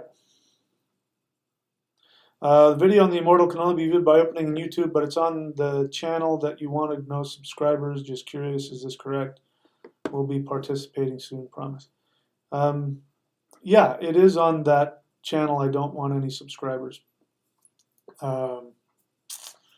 Thanks for bringing that to my attention. I've got to do something about that. Okay. So let's see what else. Shabad Sadhana question. All right, so you've been putting comments on some videos, right? And you're the guy who's homeless and is addicted to drugs and opiates. Let me just say something to you. I don't know why you're spending time on YouTube. I'm hoping that I can be helpful to you. But if what I read in some of your last comments is accurate, you need to get your shit together. The first thing you need to be doing right now is to log off and get yourself to a hospital and detox from drugs. If you are dependent on drugs, and we're talking like major drugs, like opiates or heroin or something like that, you need to get your ass into the hospital and detox from that, and then get your ass to Narcotics Anonymous meetings and get sober. Questions on here are the last thing you need to be worrying about. Okay? You're wasting your time with this. I want to help you. Since you're coming to me for help, I'm telling you that that is more important than any of these questions you're going to be asking me. It's all meaningless if you're not. If you're not sober and healthy, these questions mean nothing. You understand what I'm saying? Go get yourself clean. Then come back after you're clean and you've got yourself into a 12-step program and you're no longer addicted and you're no longer homeless. Then come on here and start asking me questions and I'll be happy to help you. Okay, but I don't want to waste your time. And this is a waste of your valuable time. Okay? All right, Isis Blackfeather, question. Having lost a few loved ones recently, one after another in a brief period of time, and having even more of them very close to passing soon, I feel myself shutting down and becoming numb. Is that a question? I don't see the question in there. You're telling me that you've lost people and you have other people that you believe are going to die soon, and you need counseling. I mean, you didn't ask a question, but you need a counselor. You need to go see a psychologist. There's no big mystery there. You're in a lot of pain, and this is, if you're shutting down, it means that you're going into into psychological shock. Go get some counseling, please, for your own. Listen, guys, I don't tell anybody to do anything that I either don't do or would be willing to do. I still have a teacher. I still go to counseling. I have a group of people that I go to and get counseling from them. So, I mean, I'm the teacher here. I'm not all by myself on this. You know, we need counseling. I understand it. I was about to say it surprises me, but it doesn't surprise me, but I understand. Especially now we've got all these people who are isolated at home, and in some cases they're at home, they're doing drugs or whatever, and they just sit and they watch YouTube and they don't do anything. They don't talk to anybody. And you cannot heal yourself. A brain surgeon cannot do brain surgery on themselves. If you're in trouble, you need to go get help. What you're talking about sounds really serious, and I think you need to get some counseling. Okay? Because you don't have to be where you are. It doesn't have to be like that. And just by the way the question is, I know there's a lot of other things going on with you. I can tell just from the question. A lot of other deep-seated issues that you need help with. Okay? So I wish you all the best. Ghost in the Machine question. I missed the beginning. Venus is retrograde, and its last day in Scorpio is Halloween. Should this be concerning? Well, I wouldn't be concerned about anything. I mean, the planets are always doing something. I wouldn't concern myself. It's good to know that. It makes a lot of sense. It answers a lot of questions for me. Things that are going on in my life. So thank you for bringing that to my attention. You know, I'm an astrologer, but I'm not one of those astrologers that follows what the planets are doing today. I focus on, when I do a reading, astrology.thunderwizard.com, when I do a reading, I focus on things that you can use all the time in your life. But there is something for that kind of astrology, you know, and that totally makes sense about some things I've been experiencing lately. So that's good to know. Should it be concerning? No. Nope. The planets retrograde, working for you, working against you. There's always something going on, trying to find that balance and just knowing how to react to it. And sometimes just knowing, like just that information, that changes a lot for me. And I already know how to try to balance myself within that.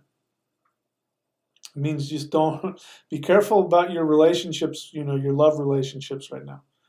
And make sure that your communication and your interaction on the romantic level, that you come from a place of consciousness as much as possible. Yeah. John Koichi question, do the fins, he's asking me a surfing question. All right. Do the fins on a 3-fin board have to be the same size? Nope. Nope. You can do, you know, the thing about fins is that you can play around with them. The more you play around with them, the more fun you can have. You can have 2 big side ones and 1 little one. You can have 1 big one in the center and 2 little side ones.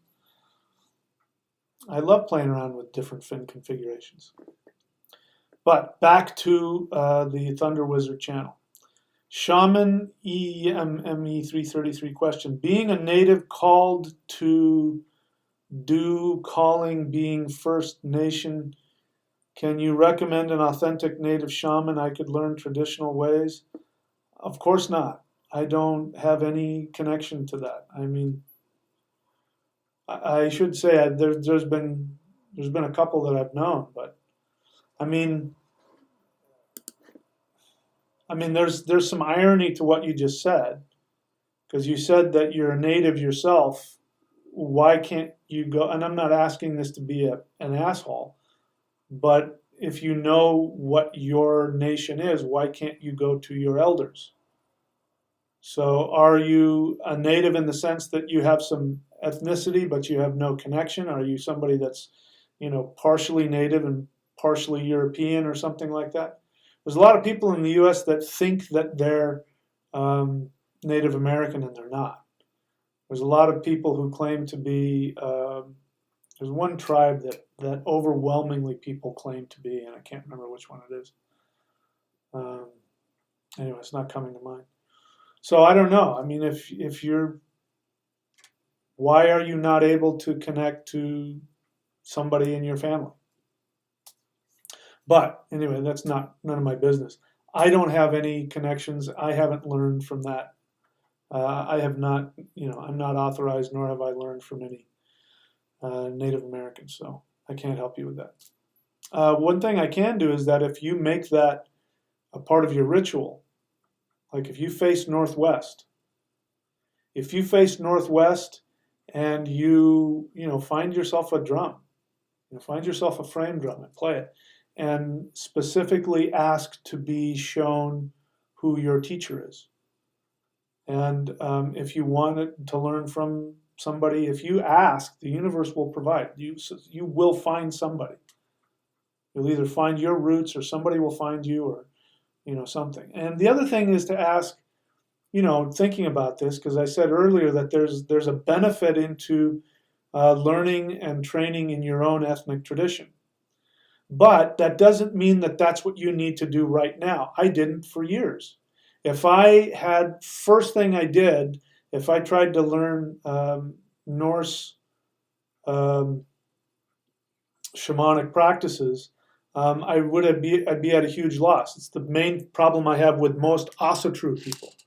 Most people who are Asatru, who think that they're practicing authentic, Germanic pre-Christian spirituality. A lot of them are not. They're very clueless. What they're doing is they're taking their Christian attitudes, they've just taken Jesus out of it, and they're taking their same Christian attitudes and they're trying to paste it on top of the Norse mythology, and they're coming up with all this ridiculous nonsense. They think that our ancestors were, Republicans, basically. They can't tell the difference between modern politics and ancient practices. And all that racism nonsense and the exclusivity, that comes from the Christian mindset. It doesn't come from our ancestors. So I'm saying that to you because, okay, so you're of native origin. Based on the question, it sounds like you don't have a connection to somebody in your family lineage that can tell you who to go to. So maybe you need to train with other people first. I needed to train with the Taoists, need to train in Chinese stuff. I needed to train in Vedic stuff. I needed to train in African stuff before I could come around to the point in my life where then I could look at the Norse mythology and I knew what it said. I knew what it meant. Maybe you have some other karmic thing you need to learn from some other people, and then by the time you get to your native tradition, you'll have a bigger understanding that will, help you to connect. Maybe you'll be that native teacher that all the white people are looking for, and one of the reasons that we've got this problem with white people practicing fake Native American shamanism is because no natives will teach them. And, they have the right not to do that based on all the crap that's happened. But maybe you're that guy that's going to bridge the gap and be able to help poor stupid white people figure out, that they don't have to pretend to be Native American to be shamans. And maybe you'll give them what they need. I don't know. I'm just talking out of my ass here, but go with what's in front of you. All right, let's keep going.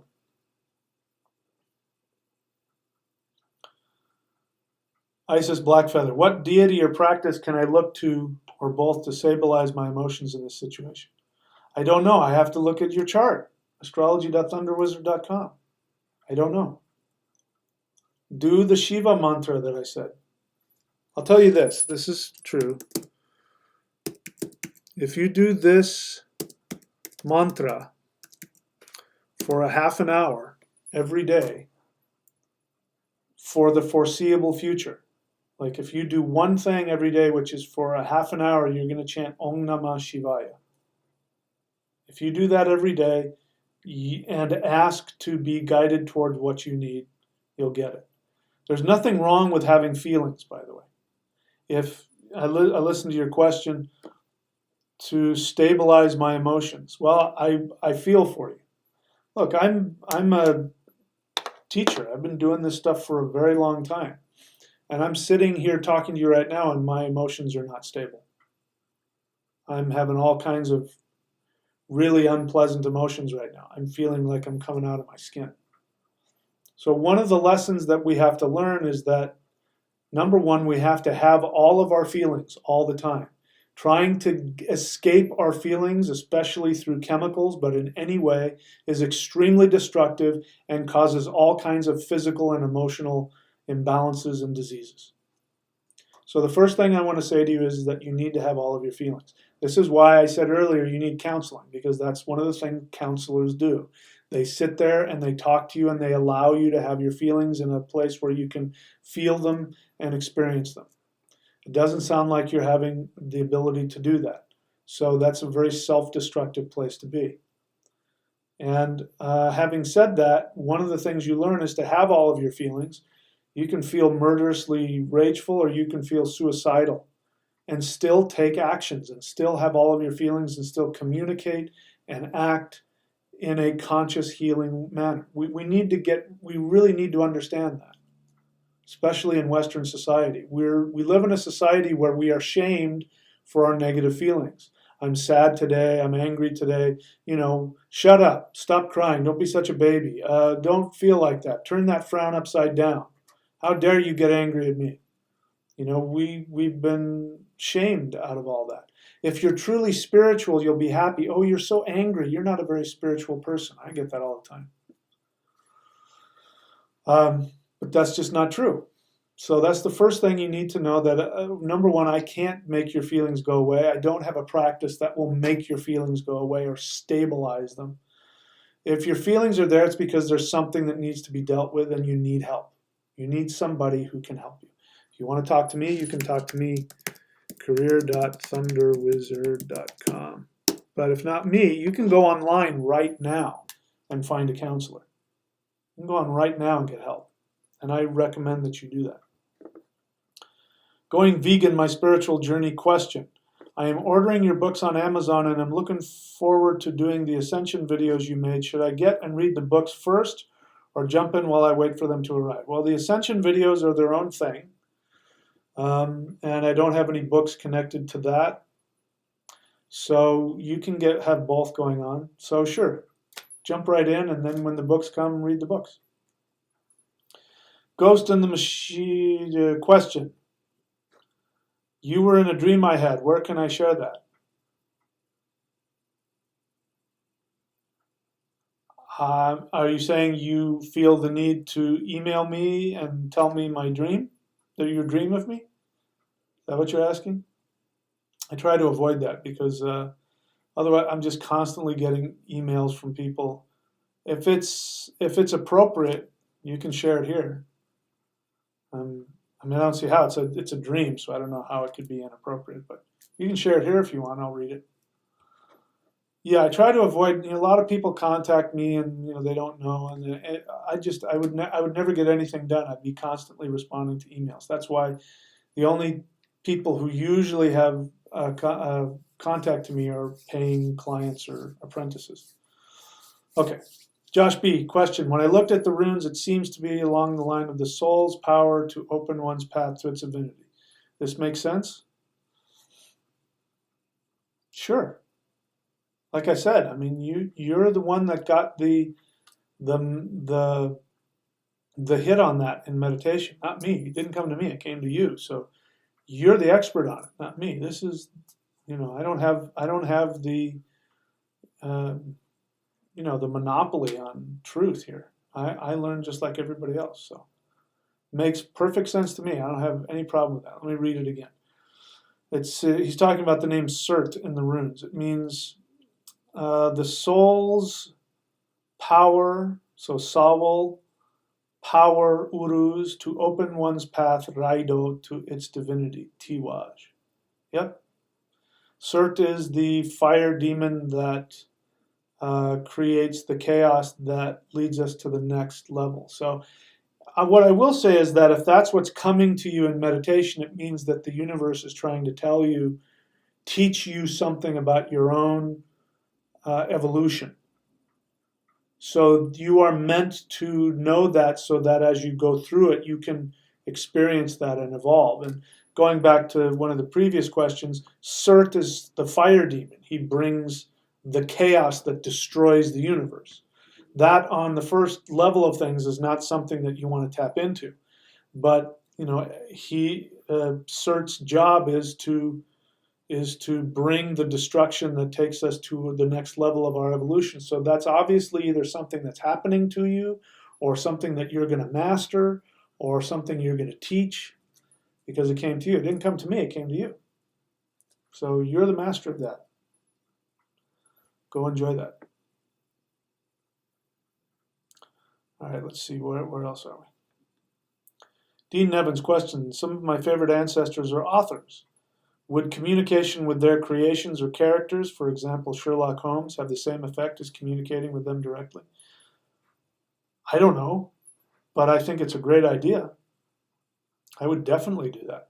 You know, the thing about characters, writers, artists, singers, poets, the characters, the fictional characters they create exist somewhere. I'll give you an example of this. I met a guy a long time ago who claimed, I don't know if he was on LSD or something. He took some hallucinogen or whatever, and he was in the mountains of Wales, and um, Merlin the magician appeared to him. And then Merlin the magician said to him, I'm not a real person. I am the energy of everybody else's projection of me. You can still work with it. You can still work with Merlin the magician, even though there never was a Merlin the magician. He's a fictional character created in the Middle Ages by some French people. So Sherlock Holmes, absolutely.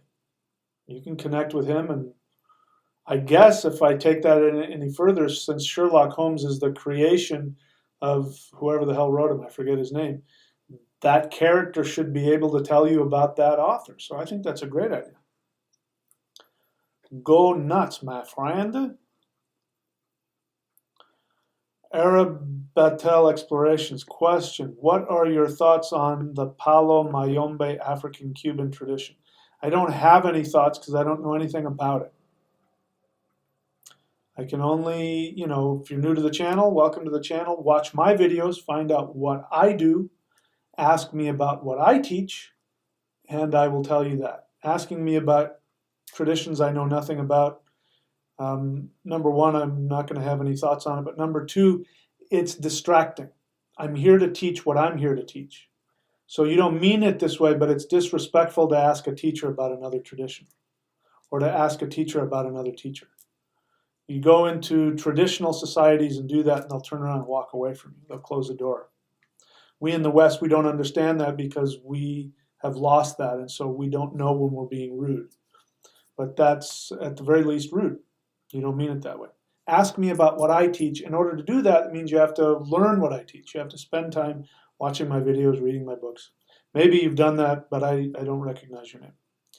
In any case, welcome. And if you're interested in what I teach, I would be happy to help you. Pharaoh Horace question: why does rewriting DNA hurt? I have no idea. Who said that? I didn't say that. There's so many assumptions in there. I don't know what that means. And who said that? J. Deus Machina, who is Varuna? Is a Vedic deity. You don't need my help. You can just type it in and look it up. Anthony Laff question: I have a message like that I am ready to have you as a student for the Celestial Qigong. I have a message like that I am ready to have me as your student. I appreciate that. I'm not looking for any teachers in Celestial Qigong. As it turns out, qigong.thunderwizard.com, I teach Celestial Qigong. In fact, to my knowledge, I'm the one that synthesized it. So, not that I couldn't learn from you, but I'm not looking for that. I'm wondering if your question is that you are ready to be my student. If you're saying that you want to be my student in Celestial Qigong, which is the Qigong that I teach, go here to qigong.thunderwizard.com and get started. If you want to work with me personally, then become an apprentice or get a session with me, career.thunderwizard.com.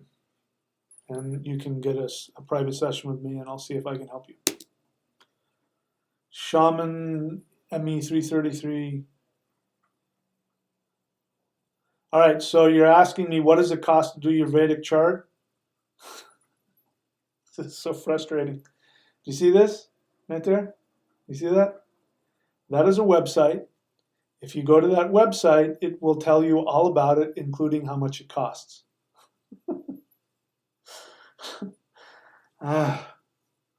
Sorry, I get questions like that all the time, and I go, I got the one guy who was emailing me 3 or 4 times wanting to ask, where do I go for this? And I sent him to the site, and he keeps writing back. He says, I can't find it on the site. And it's like, it's right there.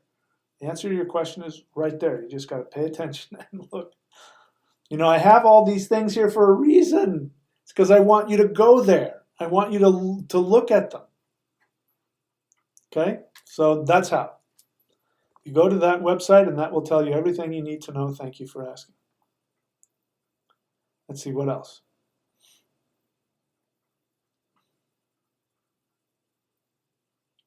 Yeah, so Jade Duge Machina, I want to ask you to please, again, I only want questions.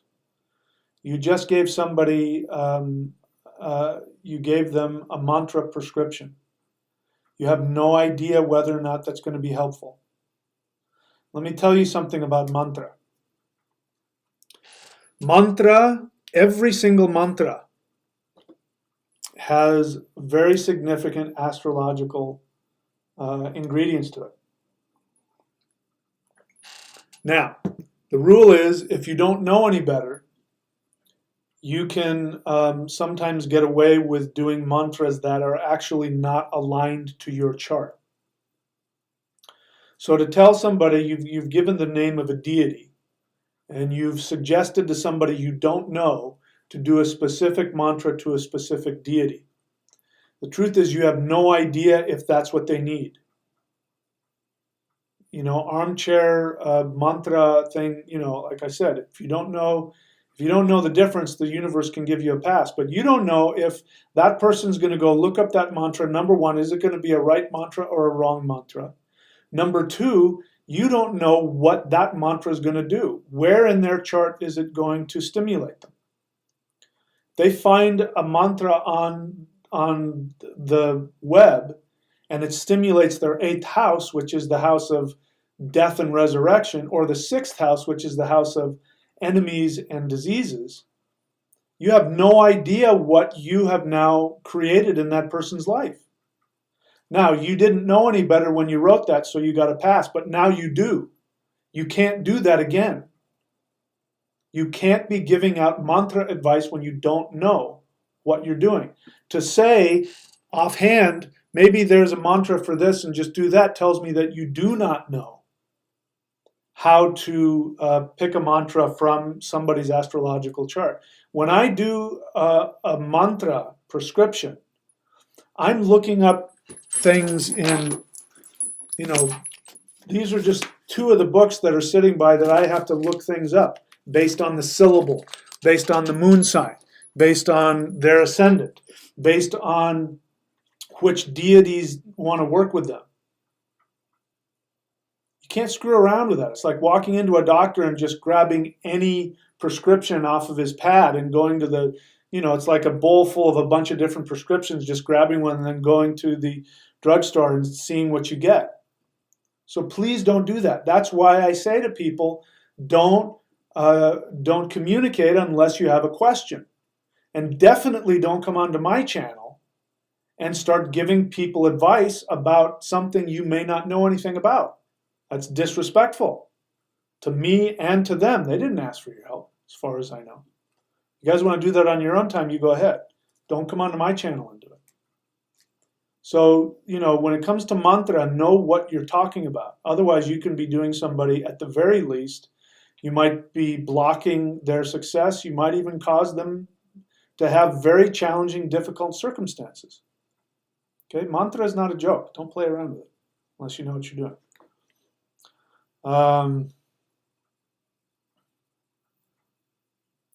John Koichi question.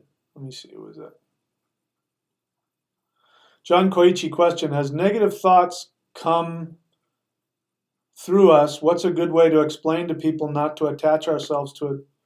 Well, wait a minute. Why are you needing to explain to other people? When negative thoughts come through you, that's your job to take care of yourself. You know, it means that, you know, this is what meditation is about. You know what?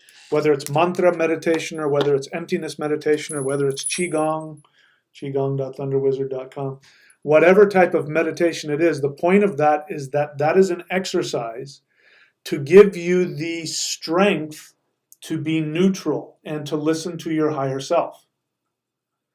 That when you, it's like, it's like you go to the gym and you lift weights, and then somebody says, "Hey, can you help me move my couch?"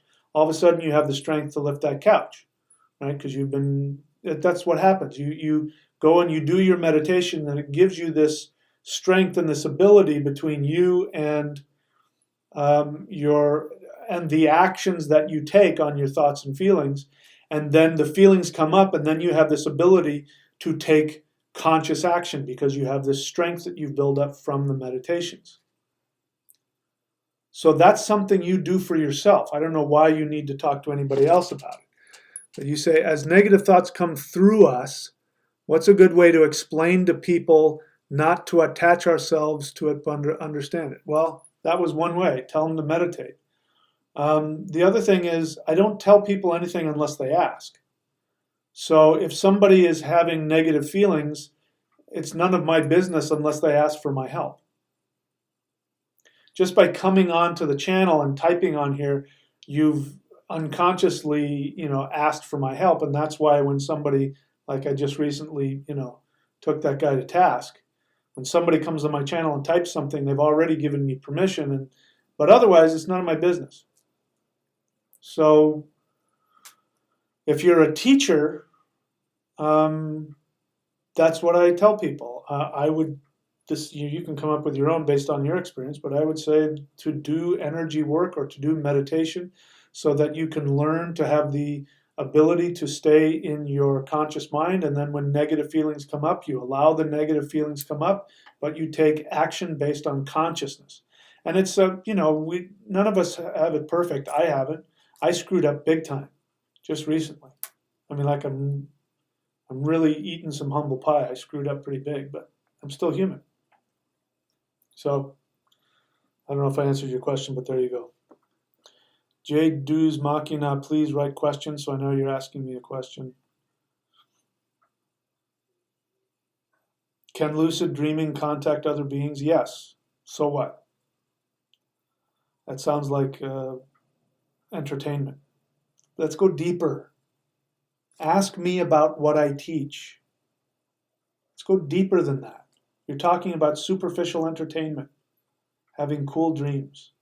It's like taking drugs. It's entertainment. It's not real deep experiences. Go deeper than that. Watch my videos, read my books, practice what I teach. Let's see. Ghost in the Machine. No, that's not a question. Let's see. Nope, I don't know what to do with that. Oh, he's telling me the dream. So let's see. I told him to tell me about his dream that he had of me, and let's see what his dream was. A dark energy person kidnapped a man I was healing while shopping in a place called Arboretum. That word is ingrained in me. I showed up in a helicopter and gave him a lift to where you showed up in a helicopter and gave me a lift to where I believed he was. After that dream, you mentioned helicopter collector in your recent video last weekend, I believe. Didn't we talk about this? Are you one of my apprentices? Did we talk about this on the phone or something?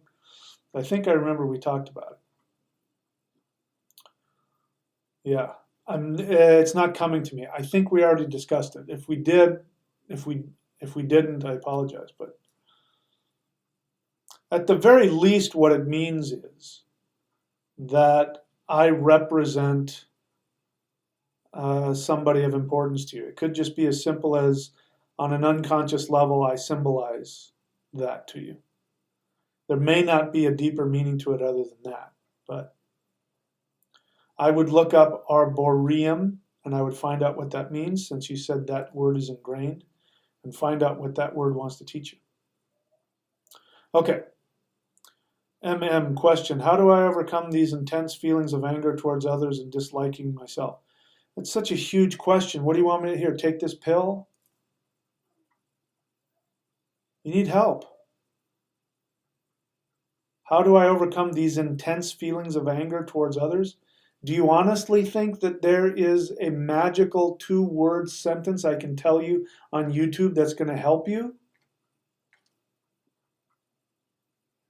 Go get help.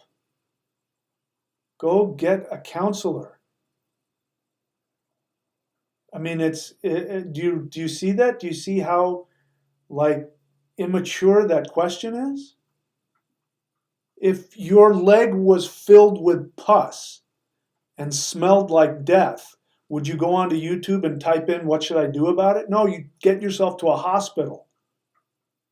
You are having that on an emotional scale. Go get some help. Maybe I don't know how old you are, maybe you're too young. Go online and find out where you can get some help. If you put the time and effort into getting some help, you can find it. I would like to be able to help you, but you'd have to talk to me on the phone. I'd have to talk to you for a long time.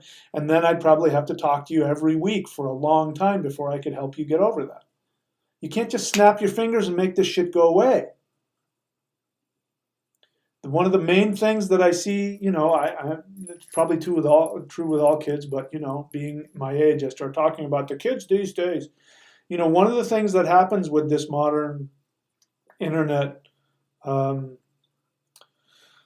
generation is that people have no understanding about hard work and discipline. They want it right now. This is what drugs is about. This is why people do things like smoke weed and whatever. They just want instant relief. They don't want to do the work or don't know that they actually have to do work to get something out of it. You're going to have to, if you have intense feelings of anger towards others, you've got a serious problem that needs to be dealt with. If you want to work with me, I'll work with you, but it's going to cost you money, and you're going to have to work with me on a regular basis. And if you don't want to do that, go find somebody that can help you. Please. Maybe that's the theme today. Get help. Everybody needs help. You can't do things alone. We need other people. Mad Sweeney's Bear question: could we chant our personal mantra facing the southwest to help reach our ancestors? Or is that not a good idea? Are you talking about the mantra that you got from me?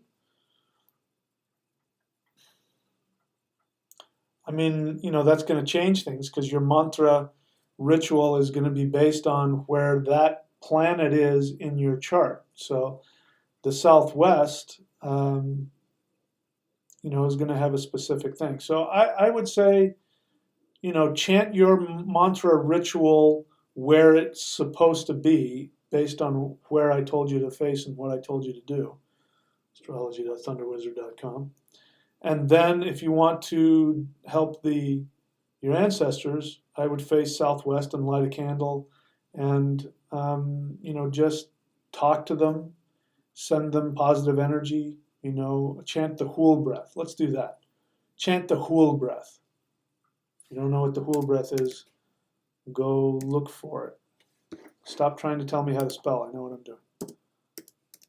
You can type this in anywhere and it'll come up because I'm the only one that teaches it. Okay. Yeah, so face southwest and do the Hool breath.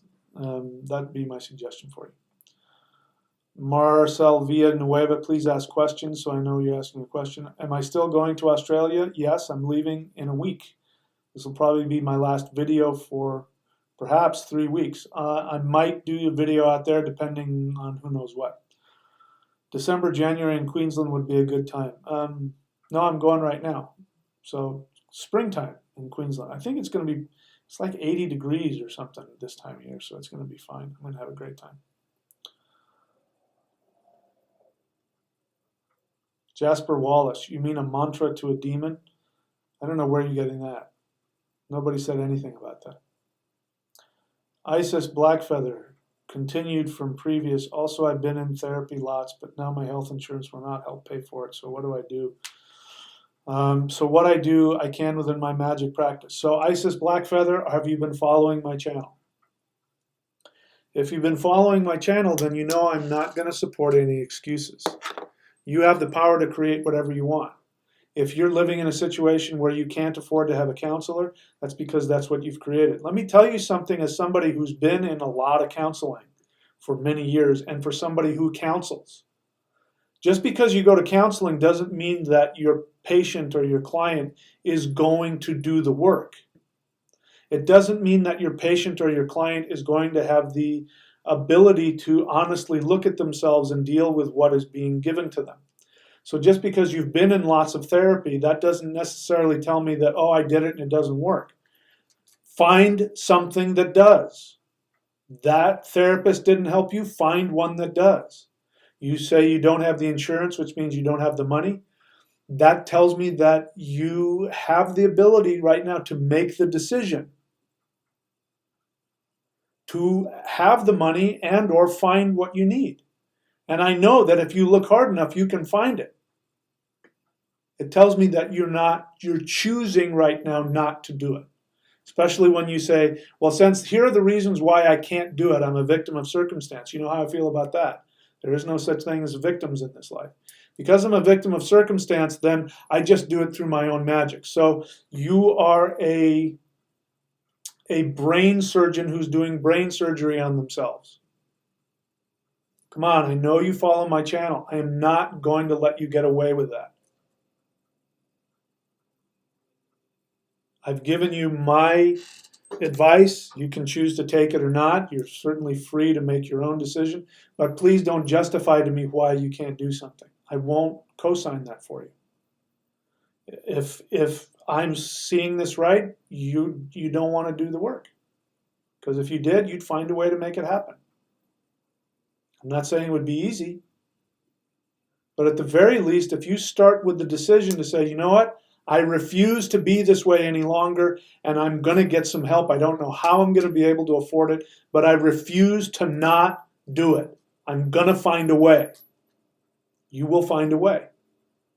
If you make excuses, you're giving up, which means that there's some healing on the other side of this that you may not be ready to face. It may be too painful.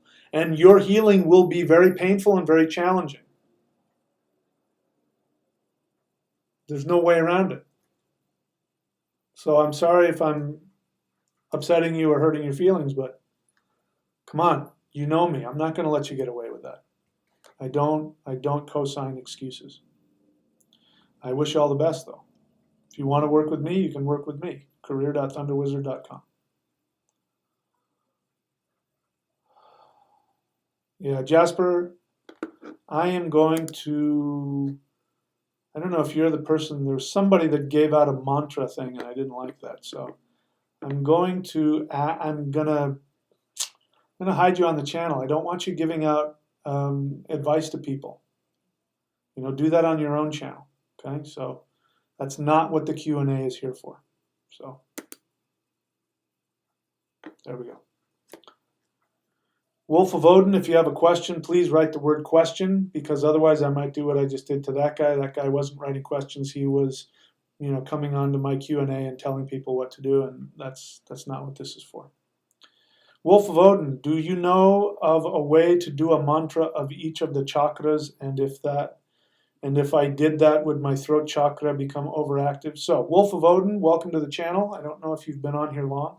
Please go onto my channel and look at the videos, read my books, find out what it is that I teach. Ask from within what I teach. There are mantras for each of the chakras. And why are you worried about your throat chakra becoming overactive? I wouldn't recommend you doing that.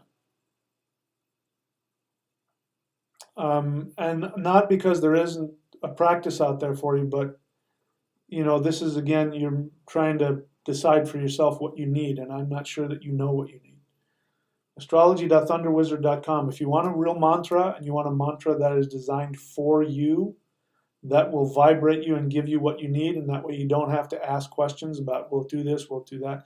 It's like going to the doctor when you've got some symptoms and saying, I've got these symptoms and I think what I need is, you know, the doctor's going to say, let me take a look at, you know, your x-ray and tell me about your symptoms and I will tell you what you need. That's what you go to the doctor for.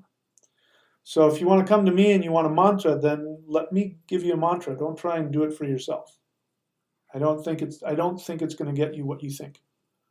So that's my welcome to the channel, and I encourage you to keep coming back and to keep watching the videos. John Koichi, can you explain the importance of self-love? Everything I do is about self-love. I could, but it would be a long subject and I'm kind of running out of steam. So for that, go and get this book.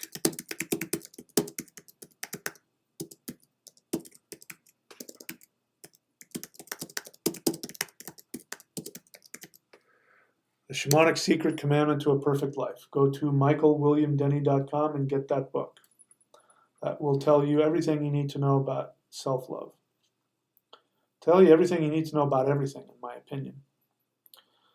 Shaman, EMME number 333. So have you heard what I've been saying? I've been telling people to watch my videos and to ask me questions based on what I teach. And you're asking me, what is the meaning of chicken bones? I don't have an answer to that. Ask me about what I teach. See, when you ask me questions like that, it means that you're not paying attention and you're not wanting to find out what it is that I'm teaching. You're just coming in off the street and you're just blurting onto all of us whatever the hell's just floating around in your head. It's disrespectful. And it doesn't serve you. Okay? You're welcome to the channel, but ask according to what I teach. Because then I can help you. I don't know a fucking thing. I don't know a goddamn thing about chicken bones. Marcel Nuevo question. So do you think we face a direction to our ancestors and send a light to them and do a ritual on Halloween to help them? Or for them to help us? The next day is All Saints Day. My family do it then.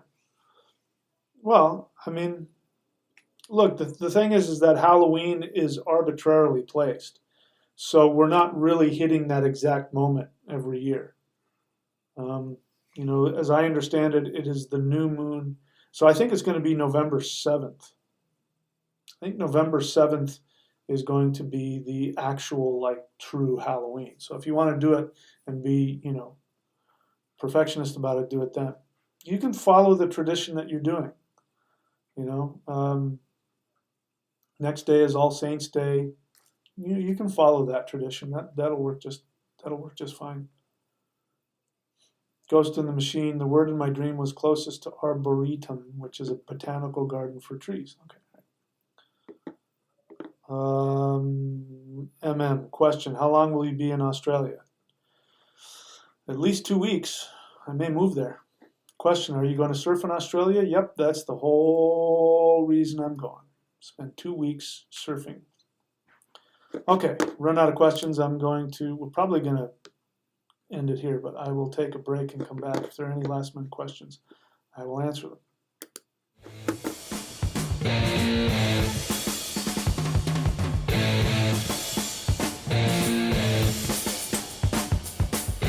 Misty morning, clouds in the sky. Without warning, a wizard walks by. Casting its shadow, weaving its spell. Sun great cloud, twinkling bell. Never talking,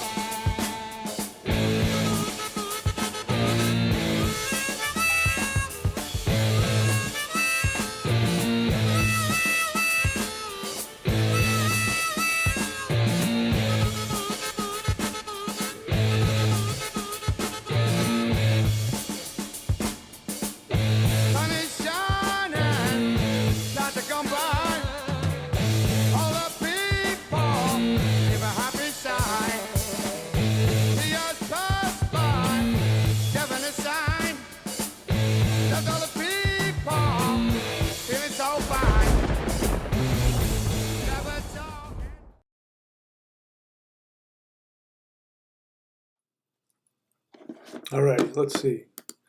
See if there's any last questions before I say goodbye for perhaps 3 weeks. We'll see. Josh B. question. I am taking your Vedic astrology certification courses. In case you don't know what that is astrology certification.thunderwizard.com.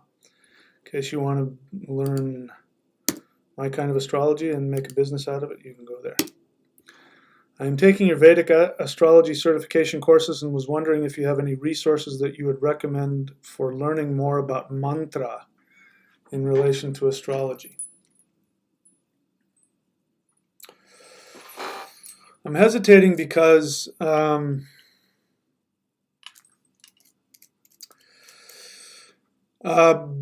I'd like for you to do first is to learn what I teach. So if you've gone through the whole certification course, I teach you some basic mantra stuff.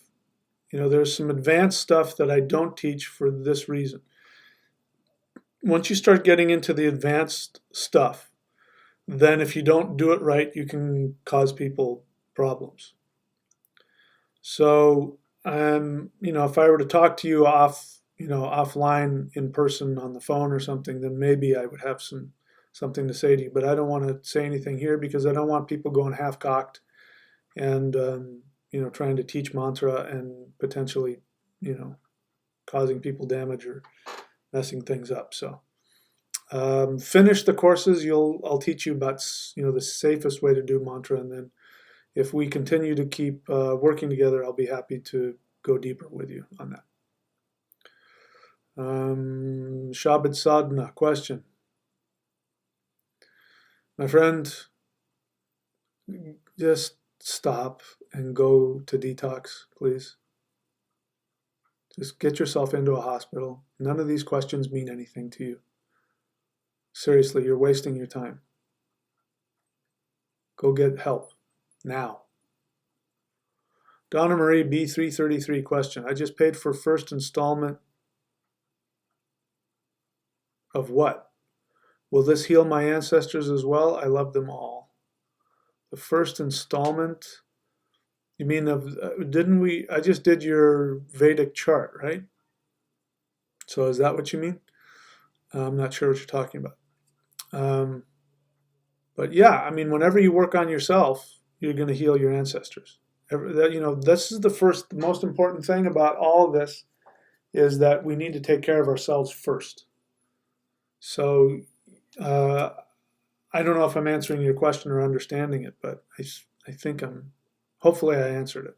I'm sorry if I didn't. John Koichi question, do your family have the same beliefs as you? No. Why does that matter to you? Why are you asking about my family?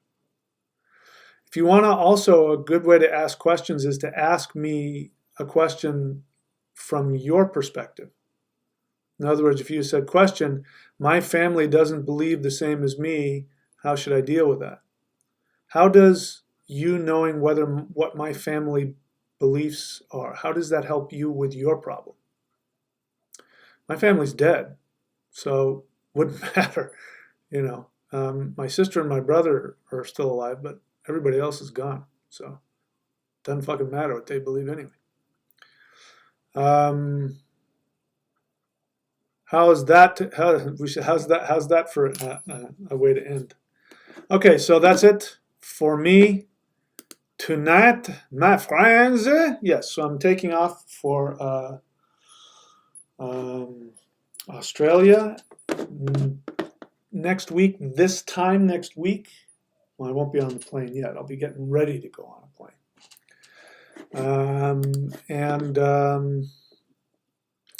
Again, the new thing that just came out, which I have to go fix the link to, and go fix the video to, is immortal.thunderwizard.com.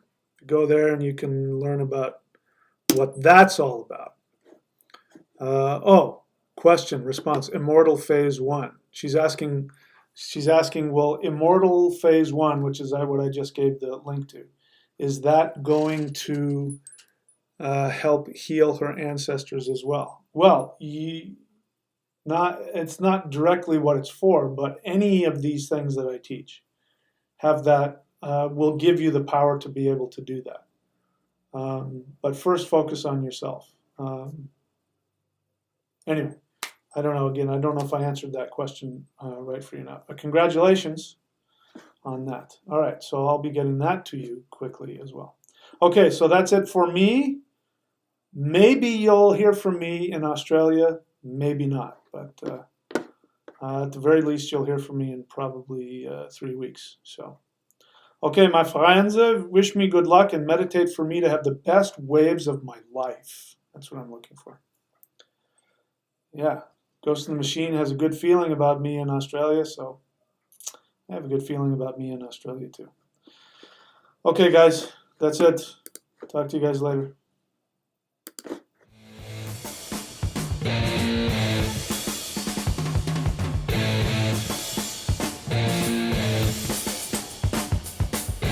Misty morning, clouds in the sky. Without warning, a wizard walks by. Casting its shadow, weaving a spell. Long gray cloak, twinkling bell. Never talking, just keeps walking. Nothing is magic.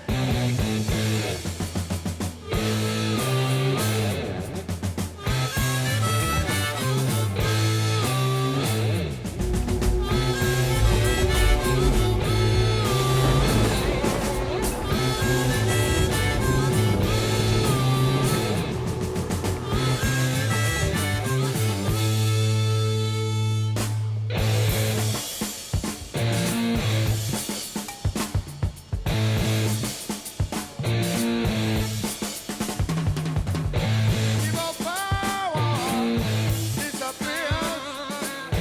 Demons worry when the wizard is near. He turns tears into joy. Everyone's happy when the wizard walks by. Never talking, just keeps walking. Strutting his magic.